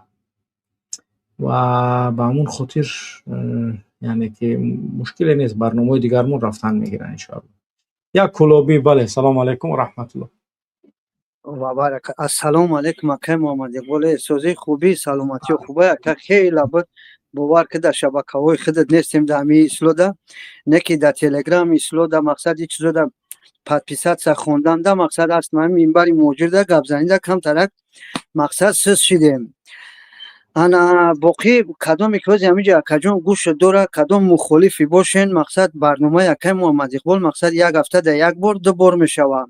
ана бо ҳастай шабакаҳои тикток да бидроен, бовар ки қатъи алмаз ба номи худо ку این چوپلسون صدقه روشون شم نمیدونن امروز کدام روز اوخی یگون چیزی پرزیدنت پدنالاتو نمیدونن همه برای نوایی همش خویاورداری میکنن مقصد قمزانی میکنن ده او خیلی دشمن همو کدامش که دشمن میکنن مخالف هم فقط همی اولاد همی 7 دختری که نمی به قلبش تو نمو قلب داره که نواسه شونن کو تو نمو را مقصد دشمن میکنیم بخیر انشالله خوب است برای چون با درس میشوه انا کجون برنامه درباره چیه روز دیگه ما اوقا چی نکم ده تری یکی در اومدم فراموش چکم عدد کم میتونه که برنامه رو تماشا که نکنه دیگه گپ زدن در برنامه هر سک میتونی گپ زد مشکل ندارم عدد کم میتونه که پیروز شوه یعنی در برنامه نه عدد کم یگون میده این مشکلی چی نمیشوه پیروز نمیشوه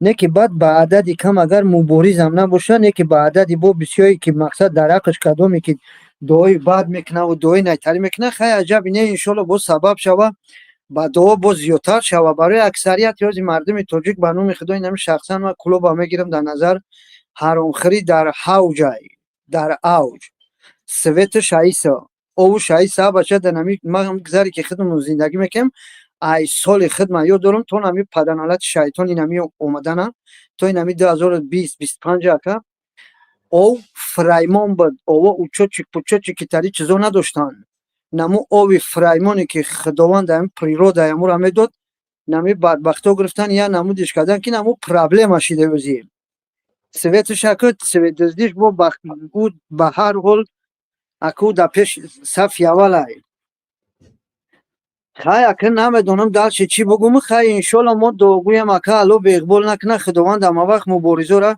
صفشون از زیادتر کنه قوی مقصد اراده ای مردکی کم ترک زنده شون کنه و اقلا هیچی گفتم نتونه یگون کورم کده نتونه یگون کامنت بنویسه کامنت هم ترسی در همین سر جای نماز در همین وقتی نماز شما 5 وقت نماز ده یک برک صدقان دو که بگو ای الله مهربان خداوند همین ظالمه در ظلم خودش تیزتر گرفتارش که ما ببینیمش در همین ششم یا در یگون جای دیگه انا بعد اکه محمد اقبال نه ششم گفتم بایدم زد اکه اینا مثال یکی انشالله اکه الله امید داریم امیدواریم همین سر قدرتی که مقصد مخالف همین وقتش همین پریورات رژیم میشوه انشالله انا برای همین زندانی و مقصد خیلی میشوه که رنگی اینا کینوی حضرت یوسف واری اکا چیش کنین چنین دورانم خیلی یک اوفی کیلویی نه اینکه عمومی رنگ 18,000 بگوی 5,000 ببروری تری نیا نم خیلی یک بار دروازه را نم پانی وی کنی همه ببرویا اکو دروازه را مختم همی پشتی همی اولاد کمی وستوپت که اگه همون خودش پرش میکنه در بین 1 سال پرش میکنه 1 سال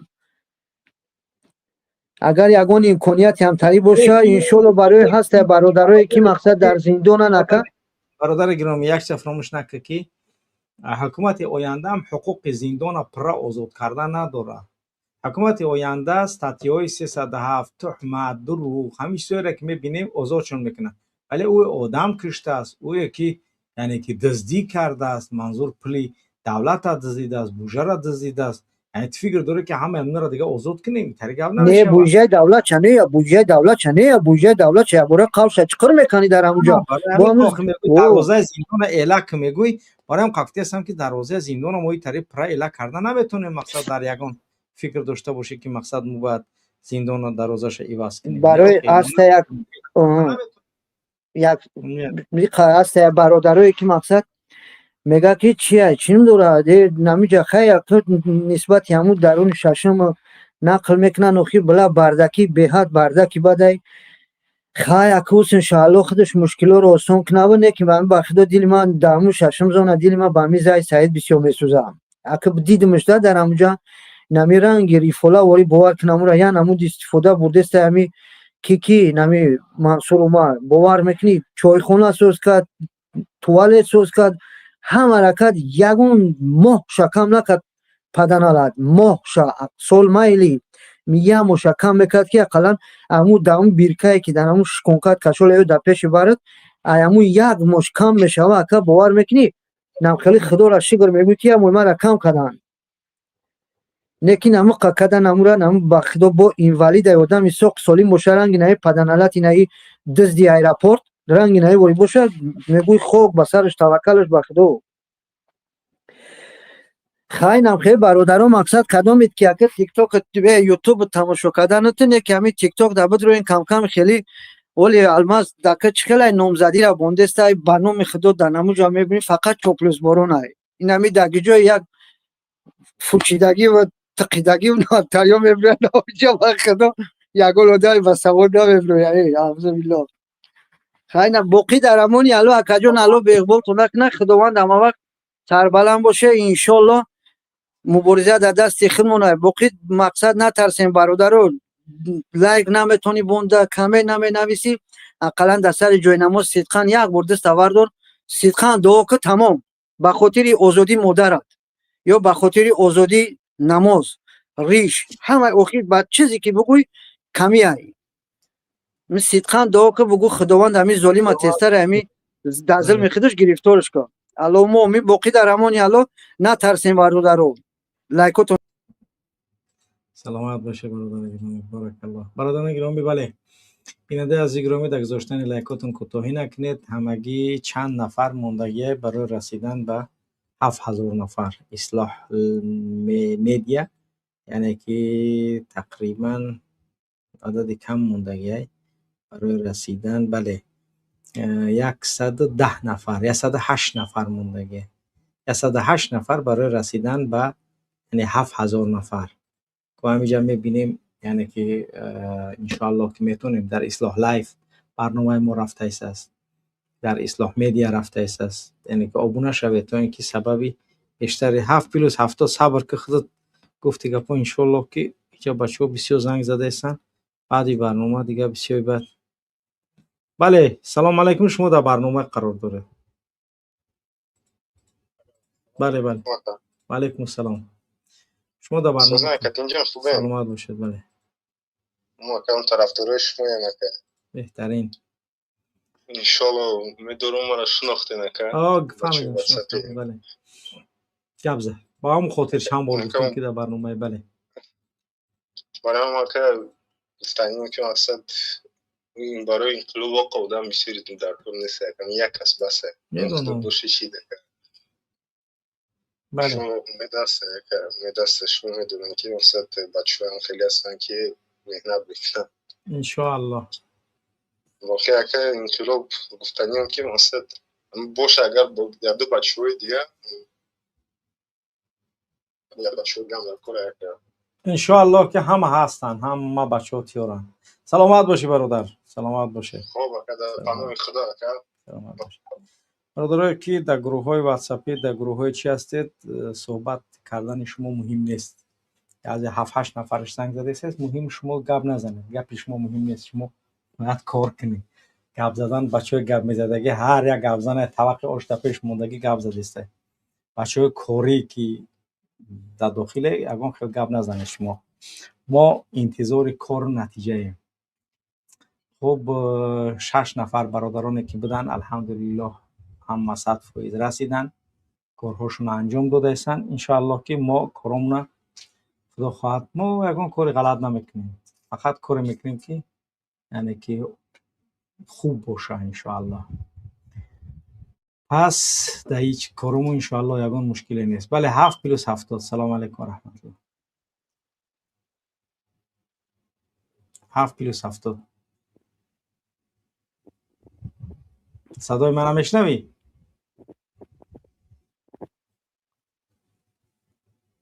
7 پلوس 70 7 پلوس 70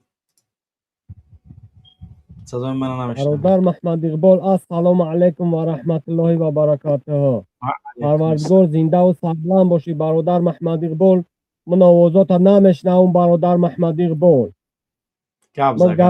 من گپ زنم برادر محمد اقبال این راه اصلاح اولش پروردگار برادر محمد اقبال والله قسم بالله قسم تالله قسم کو برادر محمد اقبال نه غم خدمت خودم نه غم زن من نه غم فرزند ما والله قسم فقط برای مردم یک جا باشیم برادر محمد اقبال.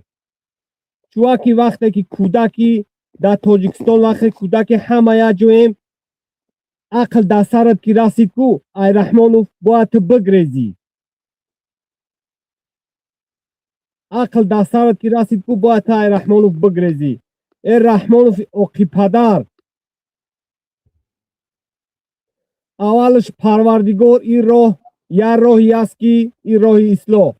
اگر رحمانوف اصلاح بفته کو بفته اولش پروردگار نارسیده در زمین میخیزه. رحمانوف وای آبلای جونی تو که رحمانوف تو که افتادی کو افتادی بعد تاجیکستان نصیب کنه انشاءالله رحمان گلستان میشوه. رحمانوف از تاجیکستان جزیره والله قسم برادر محمد اقبال مصفیدای پیش میگفتن کو گاوی ریخ. من آزی میشنیم فکر مینه من می رحمانوف ای گاوی ریخ.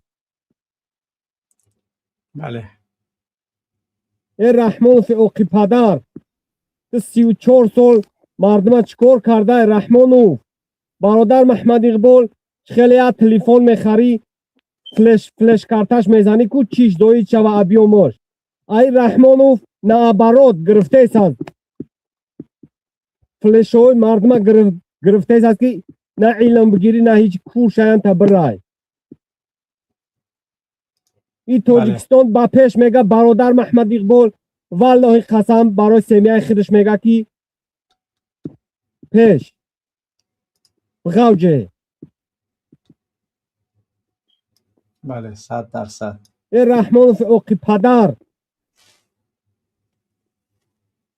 والله قسم رحمانوف زن مردی تاجیک والله قسم ای تو بیزاران. رحمانوف روزش میشوه که والله قسم در درون ریشاتکه در رو توف مینه.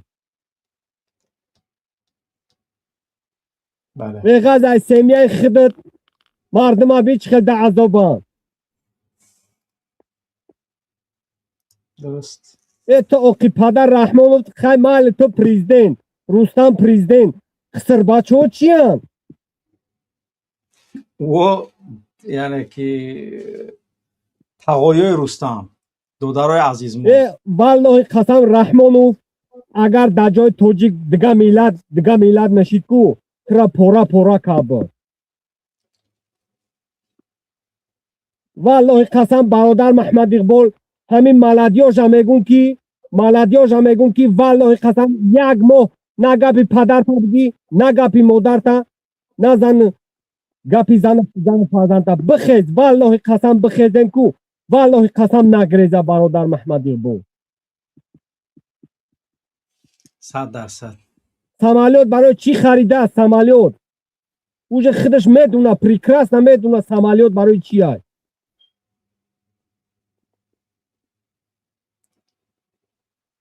بله اولش پروردگار ایشالله رحمانوف نه پریده میتونی نه گریخته گردت پری اصلاح. تلخ کف پدن علا برادر محمد اقبال امو چوبلوز درمد یکی من قبول کن یه پتیوش نگریش اسدلاش نمو اسدلا که جمعه داریم او را قبول نمیکنیم مو دیگه. با حضور گبنی زنگ بزه اگر درمد سلامت باشی. برادر محمد اقبال در حق مهاجران ایسن در حق شو دعا کن برادر محمد اقبال. انشاءالله دعا گویم خداوند حفظ کنه همه برادرای مهاجر دورای وطن منو. یگان چوبلوز درمد برادر محمد اقبال قبول کن. خب دعا قبول میکنیم انشاءالله. قبل از اینکه برادر وطن 665 قبول کنیم همین مسئله را باید که یعنی که هر یک قدم ما و شما چون الله سبحانه و تعالی ما را از جمله افراد آفریده است که ما در این راه کمر همت بسته و در راه خدا برای اعلای کلمه و برای آزادی وطنمون مبارزه میبریم. اعوذ بالله من الشیطان الرجیم. ان الله اشترى من المؤمنین انفسهم و اموالهم بان لهم الجنه يقاتلون في سبيل الله فيقتلون ويقتلون وعدا عليه حق في التوراة والإنجيل والقرآن ومن أوفى بعهده من الله فاستبشروا ببيعكم الذي بايعتم به و ذلك هو الفوز العظیم. الله سبحانه و تعالی در این سوره مبارکه توبه برای هر یک ما و شما واقعا خیلی جالب بیان میکنه که ان الله اشترى من المؤمنین، الله خرید از مؤمنا نفسهاشون. ان الله اشترى من المؤمنین انفسهم، نفسهای ما را خرید. و اموالهم بان لهم، بعضی افرادی هست که یعنی که نفسش در راه خدا پر خودش میتیه. بعضی برادر هستن که با مالش در راه خدا هست. برای چی؟ برای که برای اونها جنت است. یقاتلون، مبارزه میبرند در راه خدا، کشته میشوند. فیقتلون، یعنی که همون افرادی که یعنی که در مقابل حق و در مقابل ملت مردم هستند با اونها جنگ میکنند، کشته میشوند و میکشند. برای اینها الله جنت وعده کرده است. یعنی که وعده علیهم، حق وعده کرده است الله برای اینها حق. در تورات هم همین گپ بود، در انجیل هم، یعنی که در کتاب یهودی ها و در کتاب نصرانی ها هم همین گپ هست. میگه من این گپ فقط برای مسلمان ها را نگفتم، یعنی این گپ در کتاب های پیشینی منم بود. شخصی که وفا کرد به عهدش از جانب الله، پس ای محمد یعنی که فاستبشروا ببیعکم الذی بایعتم، بیعتی که کردگیان اینها، بیعتی که مسلمان با الله میکنه، بیعتی که مسلمان با رسولش، با دینش، یعنی با این یعنی که مسائلی که برای اون هست چی؟ یعنی که برای اونها جنت است.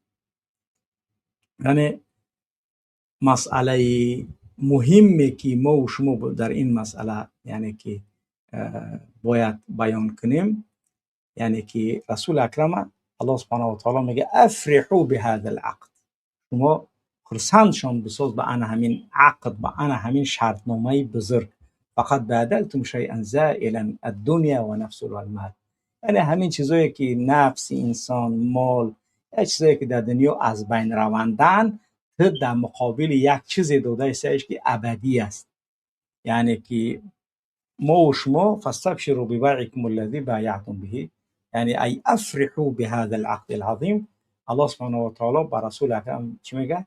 یعنی که تو اینکه با ما رسوند این آیت برای ما تا امروز عمل کننده است، پس میگه خوشحال باشید به ان همین عقد و شرطنامه میان شما و میان الله، یعنی که شما یک چیزهای از بین رونده را، دنیا را، نفس، مال، در عوضی بقای یک چیزهای ابدی که جنت است شما شرطنامه کردید. تو یک چای میرزی، همین چای خنک میشه، میپرتوشه، چای خوردی یا اینکه یک چیزی که از بین رونده هست تو با یک یعنی که چیزی که ابدی هست با همو شرطنامه کردی. شرطنامه تا یعنی که به قوت کردی میان خدا و میان الله. یعنی که این بشارت و این خرسندسازی است که تو عقد کردی، شرطنامه بستی میان خودت و میان الله و اون چیزهای زایل شونده دنیا، یعنی که نفس، ملکی از بین میروند، هم نفست میروه، هم دنیا از بین میروه و هم مالت از دنیا میروه. و انا همین است که رضوان الله که اون جنته و این فوزی بزرگ است. و هذا فوز و ذلك فوز عظیم، یعنی این یک فوز، یک نجاح حقیقی است. الذی لا یدانیه النجاح فی الدنیا، هیچ چیزی در دنیا با این کامیابی بزرگ انسان نمیتواند یعنی که نویل شده. پس بیعت کردن در مبارزه در مقابل یک رژیمی بدبخت، یعنی این مسئله عادی است. یعنی نگاه کنید که ان الله اشترى، میگه یک وجهی بلاغش ببینیم، الله خرید. نمیگه که باع المؤمنون انفسهم، مسلمان ها فروختن نفساشونه با الله، نمیگه، میگه خداوند خرید، یعنی خریدش منظور نگاه کنید که کی میخرد؟ الله. نفسای ما را که خودش آفریده است، خالق ما الله هست، ولی با میگه اشتراه، خودش خریدش. میگه الله نگفته است که مسلمان ها فروختن مال نفساشونه، یعنی که با مال هاشونه با الله، ولی بعد که الله گفت اشترا، خرید از مسلمان ها. یعنی که این یک وجه بلاغی خیلی بزرگ است که الله سبحانه و تعالی با کرم و همون لطفی که دارد، در حالی که ما و شما بندگان الله هم، یک چیز از خودت است. خیلی رسول اکرم میگه آدم میاد پیش رسول اکرم، بچهش در مورد پدرش گپ میزنه، میگه پدر من اینطوری میگه و طوری میگه، بعد میگه تو و مالت از پدرتی. یعنی هر کاری که فرزندت میکنه، مردک که زنا را در نظر ندارم، مرد را در نظر دارم، میخنده. وقتی میبینه بچه‌اش پولدار میشه یکم چیز میخنده. برای چی؟ برای میگه این ایمان بود، یعنی جز ایمان است. اما خاطر رسول اکرم میگه که تو و مالت از پدرت هستی. تو فهمیده هر یک کدوم. ولی ببینه که الله میگه اشترا، یعنی خرید. پس الله مال ما را، نفس ما را خرید از ما. برای چی؟ به عوض جنت. یعنی از ما گرفتش، تو مال تا مبارزه دادی، جان تا برای مبارزه دادی، زندان شدی، عذاب کشیدی، بان لک الجنه، برای تو جنت. یعنی این مسئله یکی از کرم های الله سبحانه و تعالی برای ما هست که یعنی که با بندش معامله میکنه و خودش خریدار میدانه. پس از این کرده یعنی که فوز بزرگ نیست که این پول در عوض این مالی دادگی ما در راه مبارزه و این جانی که دادیم در عوض مبارزه و این دنیایی که داشتیم از ما الله گرفتش برای ما جنت داد. یعنی این شرطنامه بزرگه، این عقد شرطنامه میان بنده و میان الله است.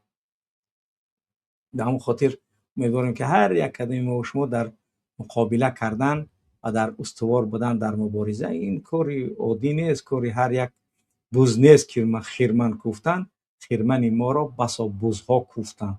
و همون خاطر این راهی یعنی که هر یک آدمی به عقیده، هر یک آدمی بدون منهج نمیتواند که پیش برود. این راهی هست که یعنی که عذاب میکشی، تحقیرت میکنن، زندانت میکنن، همه گپت میگن، ولی تو باید صبر کنی. ان لک الجنه، برای که برای تو جنت است.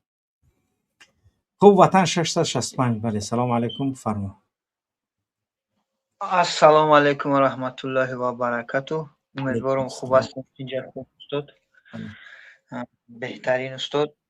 واقعا چه که همین اخیر در قید کردی روی هر یک بزغاله نیست بهترین و گروهی استاد. همون سومدورو هم نیست اخیر، نه همه سومدورو هست راهی، نه همون گنرال پالکونیکه راهی، نه همون رکته و راست میگویم با یک گفته خچون دیده و دونسته مردم در درون چاه، نه راهی اوام هست. همین راهی که همینجا چند بار گفتیم، همین گپ گذاشتیم، همین آدم عادی هم باشی همین راه انتخاب کردی، الله ایره تر دادگی های. همین آدمی که بای هم باشی انتخاب کردی، خدا تر داده. همین آدمی که مثال گنرالی پالکونیکی، همون خیلی که بچه ها هستن در درون، الله برکت چون بوده. قطیمون هم وی که هستن، وی که قطیمون هستن، خدا همیشه هم خیلی فیض برکت براشون عطا کنه که در غم همین ملتن. وی که قطی رحمون فن، الله خورتون کنه. میشرمنده هورم اگر هزار داشته باشین شما هیچی. رمقه این راه نه بلکه روی هر کسه، خداوند هر کس هم این راه استاد نصیب نمیکنه، نه که هر کسی که نصیب کنه صبر کنه با خوبه. الله برکت شه. هم خیلی استاد هر کسی این راه نصیب نمیکنه، وقتی که نصیب بود کرد این راه باید صبر کردن در کارهای مشکلی میه. عین حال استاد مسئله روسیه و ازبینه یا چیزی که شما میبینین ایده ده سیره میبینین. همین جای ما در چند دفعه میزنن همین بیسپلونیکو یا بار نه در تلگرام میبینیمش پالتا، نه در تلویزیون، نه در رادیو میشنویم. اون روز میزنن یکی یا بار نمیگنش پات. گفتیم که ما همین جای ما را میگن یا بار نمیگن، نمیگنم تایی جو پر می باور که همین اخیلا هم پابلیکوی روسیه میگه همه جورا نمیگه این قبیسو میزنن همین اوکراینسو. همین مثال تشنه ایده میگم، گفتیم خود خیلی قایزی هستن بود تشنه که واقعا هم خیلی اوخه. حالا خدا برادرها دامی که در روسیه هستن صبرتون بوده، خدا قوتتون بوده. اگر جا داشته باشین خوبترش ببروین مردم همینجا استاد خوبه، برای که این طریق وضعیت باید این مردم ببروین، باید وطن بروند، در فکر انتظار کار باشن. ولی برادرایی که در منطقه های هستن که واقعا امکانی یعنی که برآمدن در بیرون از روسیه قرار دارن، اگر که مثلا برادرایی که ما بشناسیم، شو بار دیگر میگم، راههای زیادی وجود دارد به خاطر جاهای بی خطر رفتن.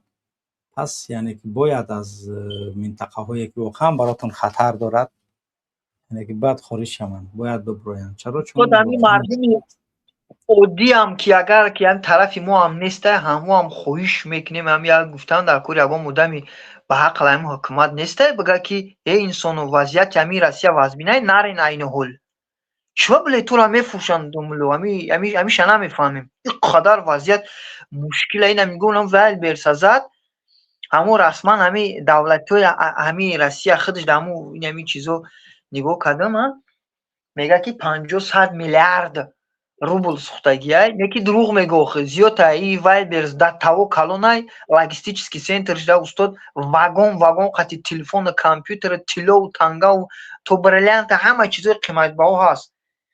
یعنی توجیکایی که همین امروز در کراسنودر زد. امروز کراسنودرش زدن. امروز کراسنودر زدن. بدون ساعت شب زد. مو دیدیم مو هر یا تاش دیدیم مو پروپسکات نمیکنیم. مو حق نداریم پروپسکات کنه کی کجا میزنه کجا از اون سپیسکوش ولی موندگی 20 سنتری کالون داره انا ورا ناو 5 6 تاش زده 20 هم تای لاجستیکسکی سنتر کالون داره ولی پتربورگ دا بوده ولی نو تاتاریستان دا بوده ولی ما موجود هست. همون ناو زدگی بو هم موجوده بو مو ناو فهمیدیم که توجیکو سومی کالون بلاجید که بدیان انا نام مبارزه قشنه و خیلی که ما هیچ نمیگیم دیگه خدا اینم خیلی شون میتوخه توبه کنم خدا جوست که بعد به غزایی هم استاد اوزی ناو این ای بنزین و ایتال لاجستیک سنتر جور از ایسه اولی گفتیسن که چرا میزنن گاز و نه جای تست سویت هم میزنن. ما برای هم میگم که کومید که امکانیت دارن هم توجیکستان هم که نرین یکم دولت دیگه ببرویم برین قلن هم مردم عادی نمیزنه کودکو برای که جا داخلی که میمبرین این کار شوخی نیست. اینجا همو کار گرنی سریوز نرفته سای واقعا استاد کو وزبینای امرو ما میگم که ولی همو آینده داشتیم همو تماس داشتیم ان شاء الله برآمدن در کار برای دیگه نمیشه اوجه این واقعا اوجه به هر راه دیدم نداریم پاسپورت رس کدگیم یگان خیل کده برآمدن در کار.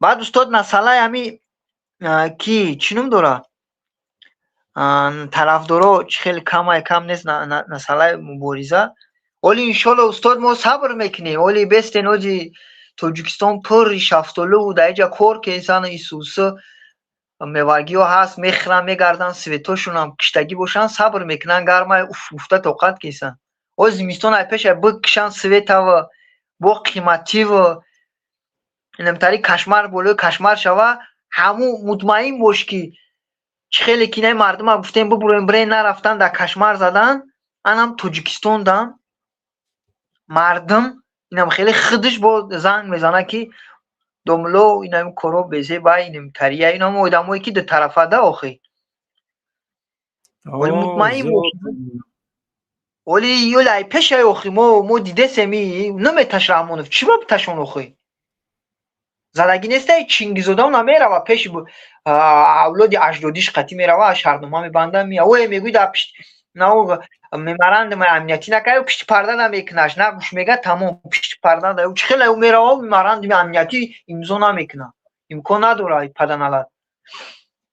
خب مسئله استاد اینه کی گفت که برادر 7 فیلسوف گفت که خیلی خودت پرزیدنت بچت پرزیدنت دمودو چی این انسان ها بلکه دمودو او قدر بوی فرندی که او دوران این هر روز اویله کلان شده سه گفتی همین استاد کبیری چند باری در هم برنامهش میگه اویله کلان شده سه ولی اویله کلان شوه اموی که در قدرت هستین همه شما جوابگر میشین مطمئن باشین اموی که شما در قدرت خیلی که نمی روز رئیسی شهری کلوب میکشه میورنشان باید بکنن بگیرن اوجا وقتی که دیگه اوجا اویله کلان شوه کسو تنگی میکنن بعد نمتری میکنن با بر میگردن با مقالای دوملو بر میگردن یا تا میخونه میگه پات اینجا نمتری نومد برومگی بود کجا بیو آره اونقا هر کمیت که اونجا هستین وقت دارین شانس دارین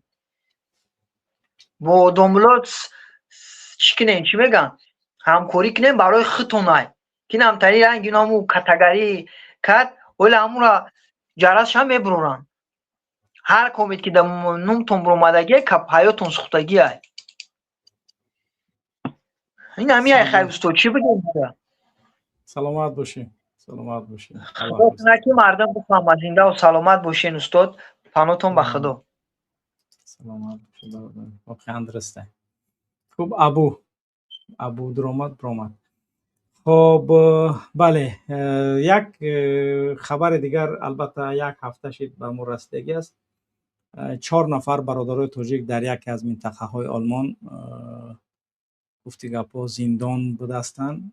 پاسپورت اوکراینی دارن. 6 نفر گفتن، بعد گفتن 4 نفر. پاسپورتایی که تاجیکایی که پاسپورت اوکراینی دارن با طبق قرارها باید که 13000 پاسپورت بیکار کنن. 13000 پاسپورت تاجیکایی که پاسپورت اوکراینی گرفتگین و این چنین اونایش که بیکارش هم کنه میکنن میگه خلاص خیلی برای باید که مترابرات اوکراین رای کنیم برای جنگ کنیم هر کشوری که باشید. کدومی که پاسپورت اوکراینی داشته که فکر که هم 100% دیگه نه، او پرابلم هم خلاص نیست دیگه. یعنی که تو 3 کودک داشتگی تا یعنی که میره جنگ ایرا، یعنی که چیزی که رسید. بعد برادرها زیادش با مشکلات های زیاد مواجه شده ایستن در آلمان، در فرانسه، در اتریش. در فرانسه یعنی که تنگ آلمان سخته قبیده است ولی اوش که گذشت ایش هم میگذره. در آلمان سختی بد قبیده گن اونایی که پاسپورت اوکراینی دارن باید حتما رویشو کنن برون. و در یعنی که گلندی هم به همین شکل هست، یعنی که قرار رسه قبیده گن پاسپورت اوکراینی دار، یعنی که دیگه توی تموم شد. توی که داشته گشت خیلی برای که اوکراین در اتحاد اروپا و ناتو در آمدن، همون نفرانی که پاسپورت از کشورهای دیگر شهروندی دادگیان و یعنی که همونا وضعیتشون رو بیزیب کرده ایستن. پس تاجیکایی که هستید قضیاتون خوب بفهمید و بدانید که یعنی که تری گشتن ای کانادا و هیت دیگه تمام دنیا گشتگر توی تمام شد دیگه بود برای که جنگ کنی یعنی که به این شکل نیسته. دیگه اگر کودکای کلان داشته باشی 18 ساله بالا اونو دیگه حساب نیستن، باید تو 60 ساله را روان کنن برای من جنگ.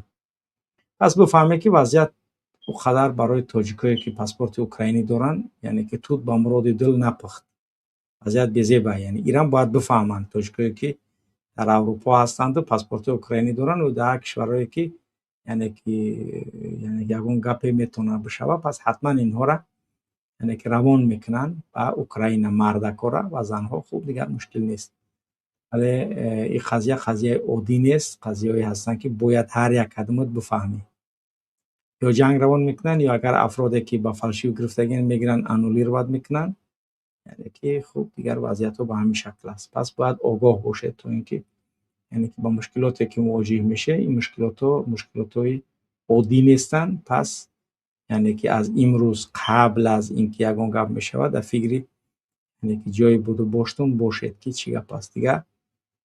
گفتی خدا رحمتی کمپیر مامام که توی تمام شده که تمام دیگه خیلی خورده گشت که من که وضعیت به همین شکل آمد تمام شد. البته این مسئله عادی نیست و یعنی که افرادی که در اوکراین از 3.5 سال کم زندگی کردگیان پاسپورت گرفتگیان اونها هم و هر راه وسیله‌ای که باشد تو 3.5 سالش میگه امکان دارد که با یگان کودک با یگان چیز گرفتگی و یگان چیز از 3.5 سال کم زندگی کردگی باشی و پاسپورت گرفتگی باشی، یعنی که وضعیتت بیزیبه. اینا حوض خبرتون میکنیم یعنی بفهمه که وضعیتون به همین شکل هست.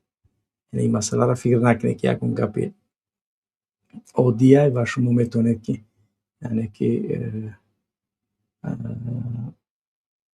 چی گپ است و چی خبر است. پس همین مسئله ها و همین قضیه ها را فهمید. و مسئله جنگ روسیه و اوکراین تمام نشدنی هم نیسته تا وقتی که جنگ میان ایران و امریکا در خاور میانه جنگ تمام شود، کاملا به موافقه نهایی برسن، بعد در صدد تمام شوی جنگ اوکراین و روسیه میشوند.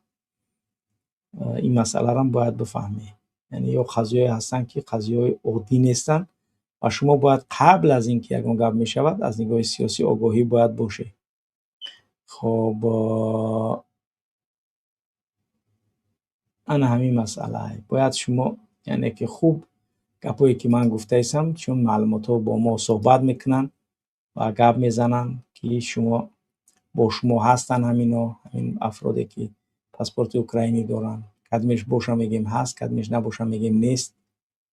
یعنی که اونایی که تا حاضر خودشون هم گفتن ما اوکراینسی مایا خاتوس کرایو، اینا به این و مشکلات هم یعنی که گرفتار شده است. پس باید بفهمی تاجیک یگان راه نداره. تو پاسپورت اگر اسرائیلی بگیری تو پرابلمت میکنه، تو وطنت باید برای یگان تا در یگان جایی که قرار داره جز از اونایی که پاسپورت های اروپایی دارند خوب زندگی کردن 18 سال گرفتن، خوب دیگه اونا معین هست وضعیت. ولی وقتی جنگ و حمایت اومد باید حتما برای با کارت انجام بدی. پس راه دیگری جز از وطن خودمون نداریم. راه ما و تو تنها وطنمون است که ما میتونیم در وطنمون یعنی که پاسپورت خود داشته باشی و در وطن خود زندگی کنی و در هر کجایی که باشی دولت تو پرابلمت نکنه.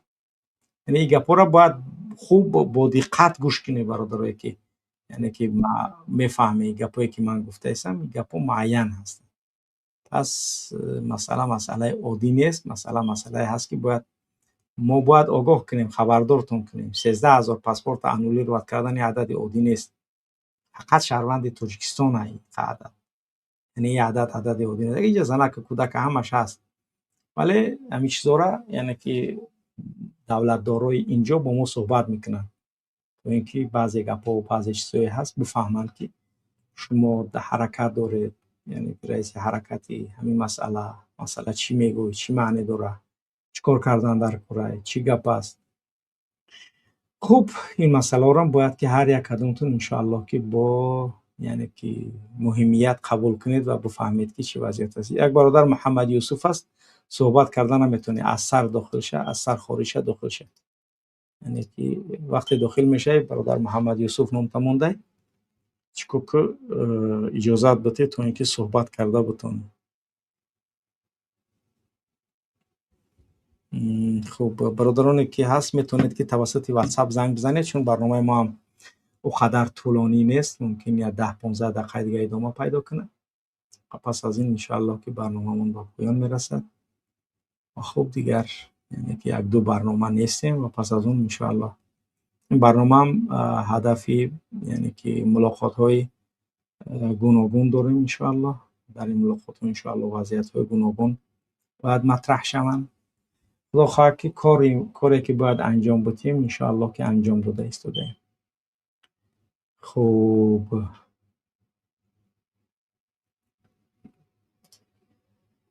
143 نفر یعنی که در اصلاح میدیا 149 نفر لایک های خودشان گذاشتند و حالا هم از همون 8 خب 102 نفر برای رسیدن به 7000 نفر اصلاح میدیشته است. برادرانی که نامه ها را میخواهید تماشا کنید، پس نامه ها را میدونیم که یوتیوب مشکل دارد، ولی در تماشا کردن برنامه نامه ها برنامه میگذارن بچه فردا سیمیکا نیوز است، پس از اون یعنی که برنامه 358 است تا 365 آموده است تا 371 از اوج کشیده است. 5 تا برنامه 6 تا برنامه نامه مرا علاقه نشر کنید و خوب دیگر تا 381 من آماده است، 376 رفت، 877 78 79 80 81 یعنی که متنش آماده است. خوب انشاءالله که کارمون انجام داده است. ما در هر کجا که باشیم مطالب نشر میشوند، برنامه‌های ویدیویی نشر میشوند، هیچ مشکلی در برنامه‌های ویدیویی وجود ندارد. انشاءالله در گذاشتن لایکاتون در پادپیست به شبکه اصلاح لایف و اصلاح میدیا یعنی که کوتاهی نکنید. انشاءالله امیدواریم که انشاءالله پیروزی و اون چیزی که ما نیت داریم خدا خواهد به مراد و مقصودمان خواهیم رسید. خب اون چیزی که ما و شما باید انجام بدیم اون چی است؟ اون هدف و وضعیتی یعنی که قضیه های عمومی یعنی که وطنمون، قضیه های عمومی وطنمون باید همیشه یعنی که آگاه باشیم. اون چیزی که مربوط به مسائل روزمره دنیا هست و در هر منطقه زندگی دارید از وضعیت و حالت ها باید آگاه باشید وقتی شخص آگاه هست پس مسلح هست، یعنی میداند که چی گپ شدنی هست. البته آگاه بودن یعنی که از بسیاری از پرابلم ها خلاص کرده میتونه. بارها گفتم که من در بیشکک بودم، هیچ مشکل نداشتم. بعضی برادرایی که در ترکیه بودن بچه برو مشکلت میکنن، یعنی یک نیم ماه قبل از اینکه من مشکل کنن هر بگاه زنگ میزدن که بچه برو مشکل میشه برای تو. میگم یگون گناه ندارم، من چی مشکل میشه؟ ولی واقعا بعد که مشکل شد، بعد از اون دیگه بر اومدیم و به همه وقت برادرایی که در مشکلات میزنن بر اومدن نمیتونن از اون مشکلات. اما خاطر قبل از اینکه یک گپ میشود، شخصی که آگاهی دارد از اون مسئله ها، یعنی برادرایی که پاسپورت اوکراینی دارن باید بفهمونشون، باید بفهمن. برادرایی که قضیه و وضعیتاشون به کدام شکل گوناگونن باید آگاه شوند. همینا همش به منفعت شما هستن. باید از این قضیه آگاه تر باشید. بله مبارز.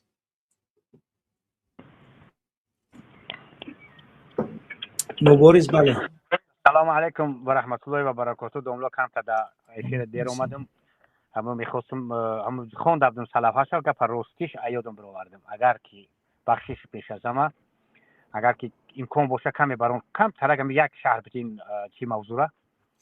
من یک ساعت گپ زدم، یعنی که عددی کمی که عددی که مثلا در مبارزه کدامش مهمتره؟ شماره، یعنی که کلیچیستوا، یا اینکه اعتقاد، عقیده و شکل، یعنی که سیستم مبارزه کدامش مهمه؟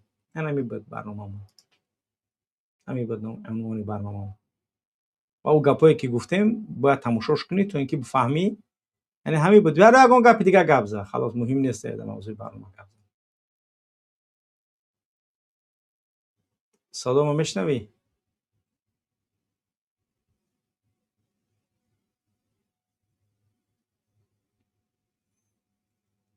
من فکرم که مشکلات در اینترنت داری برادر.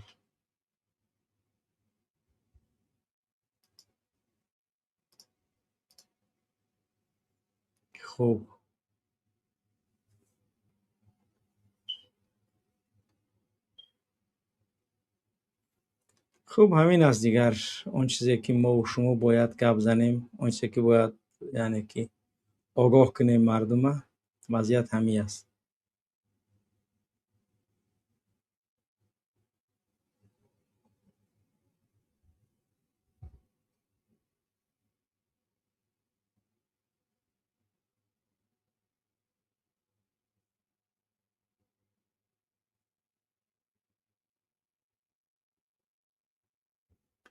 خوب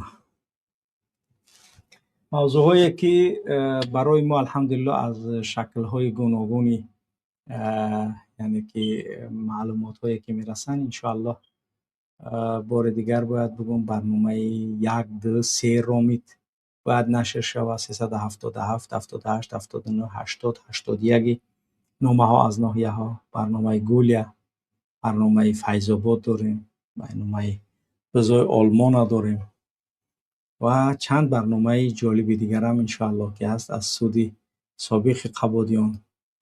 یعنی انشاءالله که همین برنامه را آماده داریم. برنامه پیشوای اقتصادیات تاجیکستان، شغل کبیر از اون داریم انشاءالله باید نشر شود. مظفر یوسفی بعضی معلومات و زامردین نقش برنامه‌ای که باید انشاءالله که نشر شود همین است. یعنی چیزایی که انشاءالله در روزهای آینده خدا میتونید دیده، میتونید فهمیده. برنامه‌مون با همین مسئله ها انشاءالله که عبارتن و امیدواریم که در این ماه خدا اگر امکان با دستبطیه خدا چند برنامه سیمیکنیو 30 و 31 خدا در همین ماه نشر میکنیم.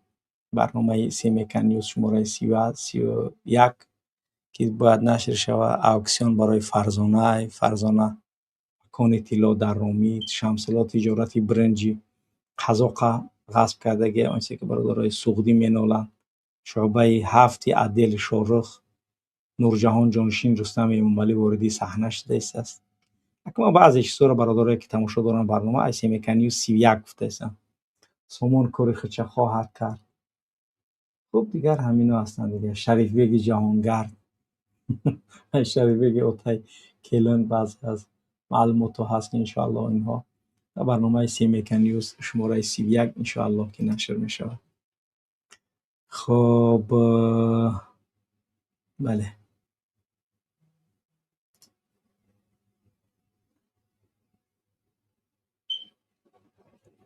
خب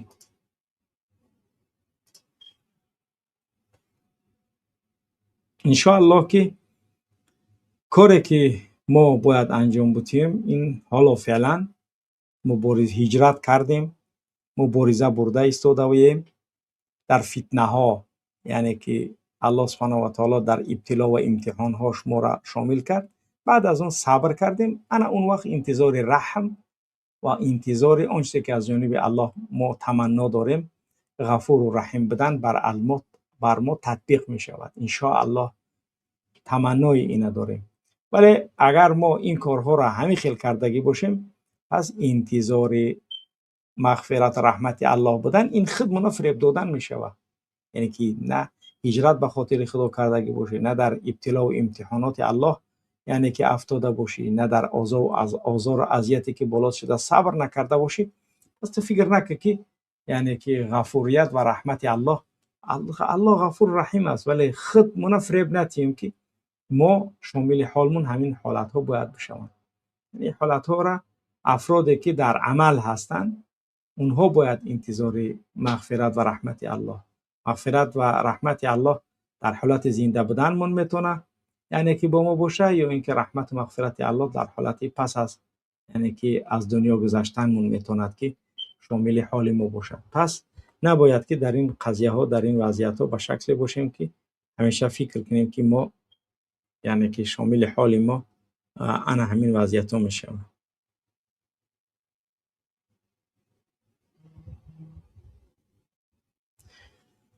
خوب بیننده عزیز و گرامی، امیدوارم که انشاءالله برنامه‌ای که امروز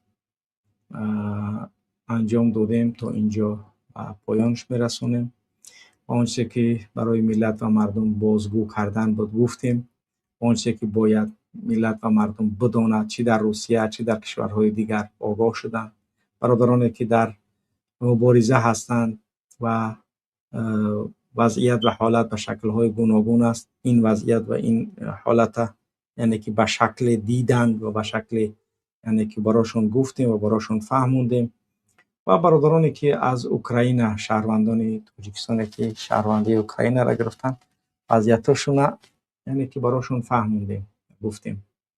آنانی که در قضیه یعنی که همکاری کردن و همراه بودن با اصلاح هستند، یعنی که برای همراه بودن و بازم همکاری کردن انشاءالله که باید کارهای را انجام بدیم تا اینکه ما بتونیم و مستقیت راهی که ما طی کردگیم انشاءالله که بکنیم. حدود 35 نوار دیگه به خاطر منتج کردن است و برادرانی که منتج دارن یعنی واقعا هم باید سخت کار کنن، اما هم باید در تکمیل این برادران یعنی که کوتاهی نکنیم. کوتاهی نکردن من همین که ما باید کار انجام بدیم تا اینکه اونها بیایند کارهایی که باید انجام داده هستن انجام بدیم. وضعیت و حالت به همین حالت ها یعنی که ادامه دارد. ادامه دادن مبارزه، ادامه دادن آزاد نمودن پدر و مادر و نزدیکان خود ما و شماست. اون چیزی که ما باید انجام بدیم باید با سری بلند، با سری شوقمند و با اراده خالص و مخلص باید کارمون انجام بدیم. در غیر این حالت وضعیت ما نه با اون فکری که ما داریم میتونه تمام شود. ما اگر هممون در کاری که باید انجام بدیم برای آزادی وطن و ملت اگر یک دل و یک مقصد باشیم انشاءالله که هیچ مشکلی نمیتواند که دامنگیری ما شود. ولی اگر قلوب ما شتا باشد پس رحمانوف یعنی که هم گرگ فقط همون گوسپندای را میخره رمه را که هر طرف میروند، ولی وقتی جمع باشن نمیتونن یکون کاری کرده گرگ. هم رحمانوف گرگی ملت و این ملت یعنی که همچون مالهای رمه هستن که در درونی یعنی که مرغزار وطن هستند و از طرف عائله رحمانوف و گرگان او، یعنی که مورد تعرض، مورد هجوم قرار گرفته هستند.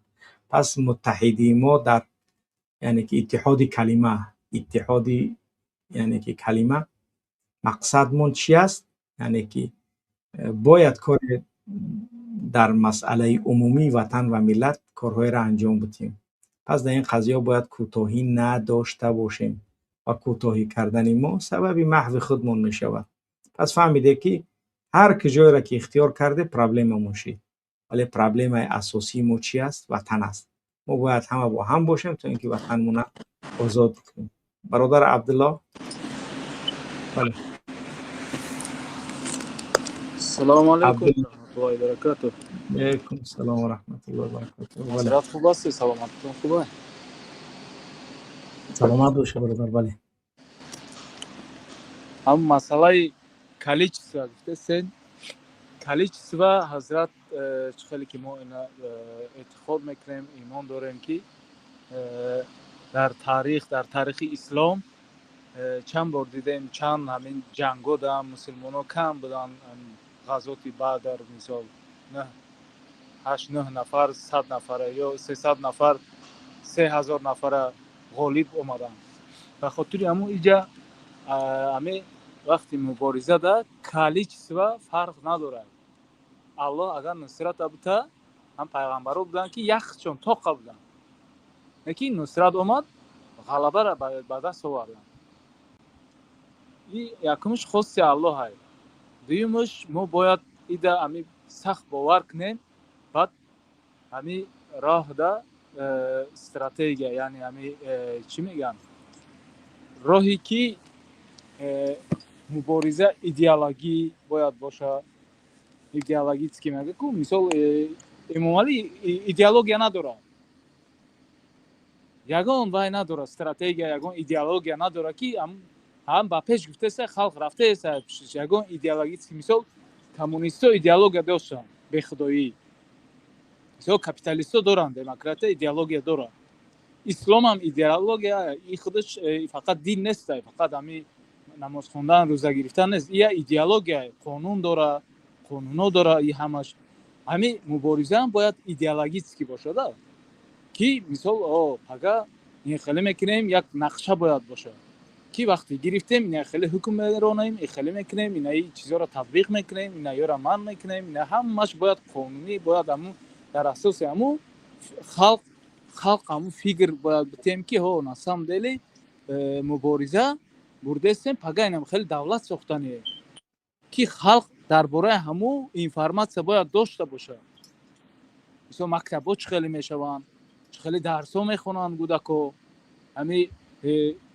همین سیستم را باید نقشش باید باشه ده که همیورا اینفرماسیون باید خلق بتیم که خلق ها پگه اگر یا بگیرن این خیلی دولت میشود، این خیلی زندگی میشود. مثلا همه باید باشه ده، یعنی چه بگم همین استراتژی ما فهمیدیم استراتژی عمل کرد بعد از سر کار آمدن حکومت جدید است. ولی این مسئله ای که حرکت و احزاب که مبارزه میبرند در این مسئله باید کار کنن، ولی فردی که مبارزه میبره البته او باید کورکورانه نمیبره مبارزه را، یعنی مبارزه را باید به یک فهمی که بتواند مبارزه را به کجا میبرد. یعنی من در قفای کیم قطعی کی رفته ایسم و آیا همه آدمی که من مبارزه برده ایسم همه آدم یا آدم لایق و شایسته هست که من قطعی هم میبرم. مهم نیست که تو به هدف برسی، هدف ما به هدف رسیدن است، ولی همون نیتی که ما داریم ما به هدف برسیم فبیها و نعمه. اگر در مسیر راه به هدف نرسیم ما همون نیتی که داشتیم ان شاء الله روز قیامت الله ما را به همون نیت‌های داشتمان محشور میکنه. این مسئله مهم است در مبارزه. باید هر یک نفر هر یک مبارز باید این چیزا بدونه 100%. 100% هم درسته برادر. سلامت باشی. بارک الله فیکم. الله الهی نصرت پسر بتیاو این خلقایی دستی ظالمو و دستی یو خلاص کنه، یک زندگی که خودش راضی میشه زندگی را نصیب روزیمون گردونه. آمین. سلامت باشی برادر. بارک الله فیک. بارک الله. روسیه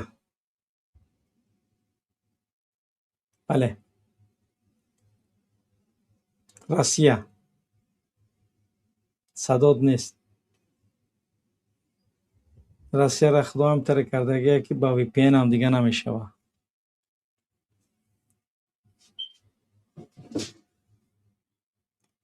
خب روسیه میخواست گپ زنه، نتونست گپ زده. میکروفون کشتگی ای. میکروفون تا گران کنی گپ زد. خب نتونست گپ زد. خوب بیننده عزیز گرامی، دیگر از این بیشتر برنامه‌مون ادامه نمیتیم و در اخیر دعا میکنیم که الله سبحانه و تعالی موفقیت، پیروزی و همه آنچه که انجام میتیم برای رضای خودش در صفحات اعمال ما نوشتهش کنه و ما و شما را از جمله افرادی که صادق و عمل کننده صالح در عمل کردهمون باید ما و شما را مثبت در عمل همون و ثابت قدم در این راهی که در مقابل یک رژیم دیکتاتوری و ظالم انجام داده است نگه بدارد و الله تمامی آن افرادی که از ظلم رحمان و در شکنجه و بدی قرار دارد، الله آنها را از این ظلم و ستم بیرون ببرارد و الله موفقیت و پیروزی را نصیب و روزی ما بگرداند و هر کسی که به این وطن و به این ملت دشمنی میخواهد، خیانت میخواهد، خداوند رسوا و شرمنده و رسواش بگرداند. سبحانك اللهم وبحمدك أشهد أن لا إله إلا أنت أستغفرك وأتوب إليك. السلام عليكم ورحمة الله وبركاته.